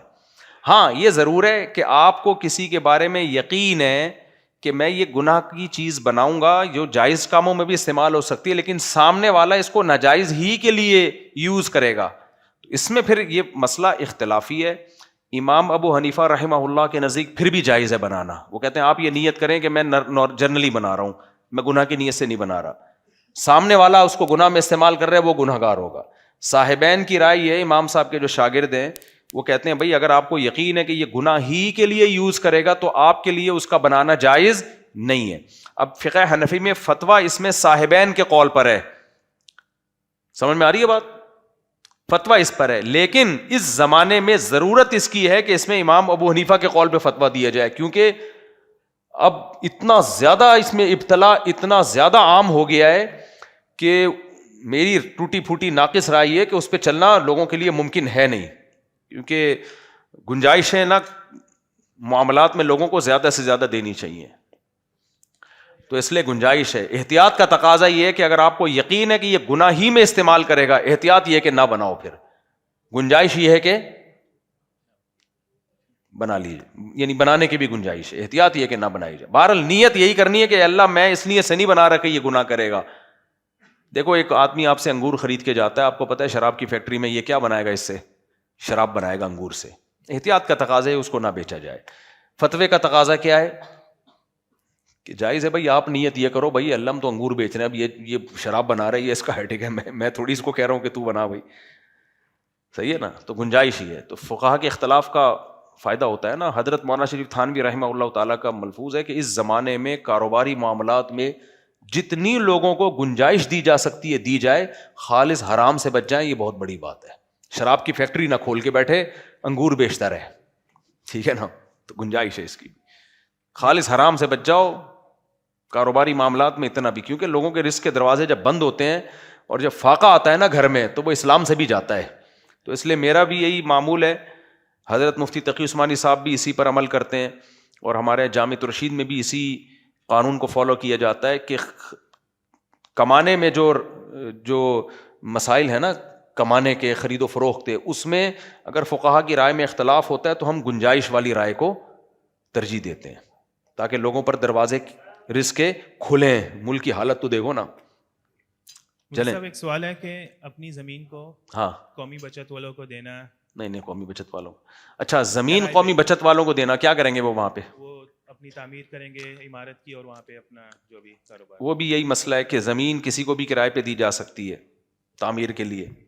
اب اس تعمیر میں وہ آپ نے تو اس کو استعمال کے لیے دی ہے نا, جائز کام کے لیے, وہ اس میں اگر کچھ بھی کر لے تو وہ اس کا ہیڈیک ہے. ہاں آپ شراب خانہ کھول کے نہ دیں کسی کو, گھر کرائے پہ دے دیا نا کسی کو آپ نے, اب اس میں ناچ گانا بھی کر رہا ہے تو آپ یہ کہہ سکتے ہو میں نے تو رہنے کے لیے دیا ہے بھائی. تو زمین کسی کو بھی کسی کام کے لیے دی جا سکتی ہے, اس پہ اگر اس نے, وہی بات ہے کہ تقوی کا تقاضا ہے کہ نہ دیا جائے, فتوے کے میں گنجائش ہے. تقوی یہی ہے کہ نہ دیا جائے.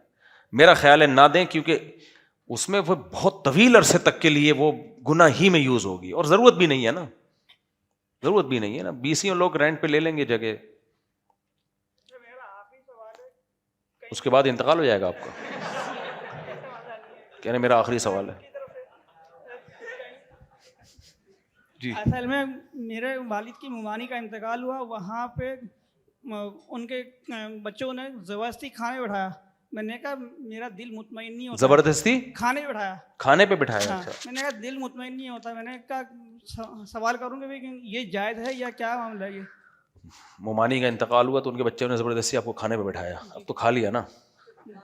3 نوالے پہ فوراً اٹھ گیا تھا. اب مجھے کیا پتا کون سا کھانا تھا, وہ کون سی قسم چل رہی تھی کھانے کی. بعض دفعہ یہ ہوتا ہے لوگ میت کو دفنا کے آتے ہیں, بھوکے ہوتے ہیں, تو وہاں ان کے لیے کھانے کا انتظام کر دیا جاتا ہے, تو وہ ٹھیک ہے. اور ایک ہوتا ہے 30 کا کھانا, 40 کا کھانا, وہ جائز نہیں ہے.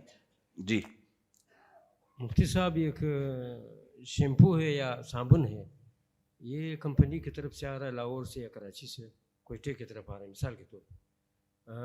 1 سال کے اندر 30 روپے کا چیز 100 روپے پر پہنچ گیا. اچھا. جو بیچنے والا ہے وہ بڑا تکلیف سے ادھار پہ بھی دیتا ہے, ہاں, پھر 2-3 مہینے کے بعد پیسے ملتا ہے, اس کا ریٹ خراب کر کے اپنے طرف سے اس کو کمپنی کی طرف سے 10 روپے ملتا ہے اس کو, ہاں, اپنے طرف سے ریٹ خراب کر کے اگر 20 روپیہ مہنگا بیچ سکتا ہے یا 30 روپیہ, تو کیسے ہے بھائی؟ ہر شخص کو اپنی چیز جس قیمت پہ چاہے بیچنے کی اجازت ہے. دھوکہ نہ دے لوگوں کو, دھوکہ نہ دے, اور کوئی ایسی چیز نہ ہو کھانے پینے کی جس پہ لوگوں کی زندگیاں موقوف ہوں. ایسی چیزوں میں ذخیرہ کرنا ناجائز ہے. تو اگر ایسے نہیں تو صابن تو ایسی چیز ہے کہ نہیں, صابن ہے, شیمپو ہے, ہاں, تو وہ جس نے بیچے مرضی. زیادہ سے زیادہ لوگ نہیں خریدیں گے. پھر صابن تو 20 لوگ اور بیچ رہے ہیں, وہاں سے خرید لو بھائی. مفتی صاحب یہ جماعت ہماری جو آپ نے کہا نا پینڈو, تو ہماری گاؤں کی جماعت ہے, تو مسافہ ہو جائے, مسافے کے لیے آئے تھے. اچھا ابھی کرتے ہیں ایک منٹ. جی بس یہ آخری سوال بھائی. اس کو مائک دے دو نا, مائک دے دو بچے کو, مائک دے دو. السلام علیکم مفتی صاحب, میرا ایک سوال تھا. آج کل جیسے یہ لوگ, بہت سارے لوگوں میں سے یہ قوالیاں ہوتی ہیں, تو اس میں یہ حضوروں کے نام پہ ڈھول بجا رہے ہوتے ہیں اور یہ سب کر لیتے ہیں, کیا قوالیاں جائز نہیں ہے بھائی. قوالیاں نبی صحابہ کے دور کے کوئی قوال کا نام بتاؤ آپ, ایسی اپنی طرف سے بیکار بات ہے. قوالوں کے اپنے حال تو دیکھو, منہ میں گٹکا, عجیب سے بال, اور یوں جھوم رہے ہوتے ہیں, تو ٹھیک نہیں ہے. چلیں جی آپ بھی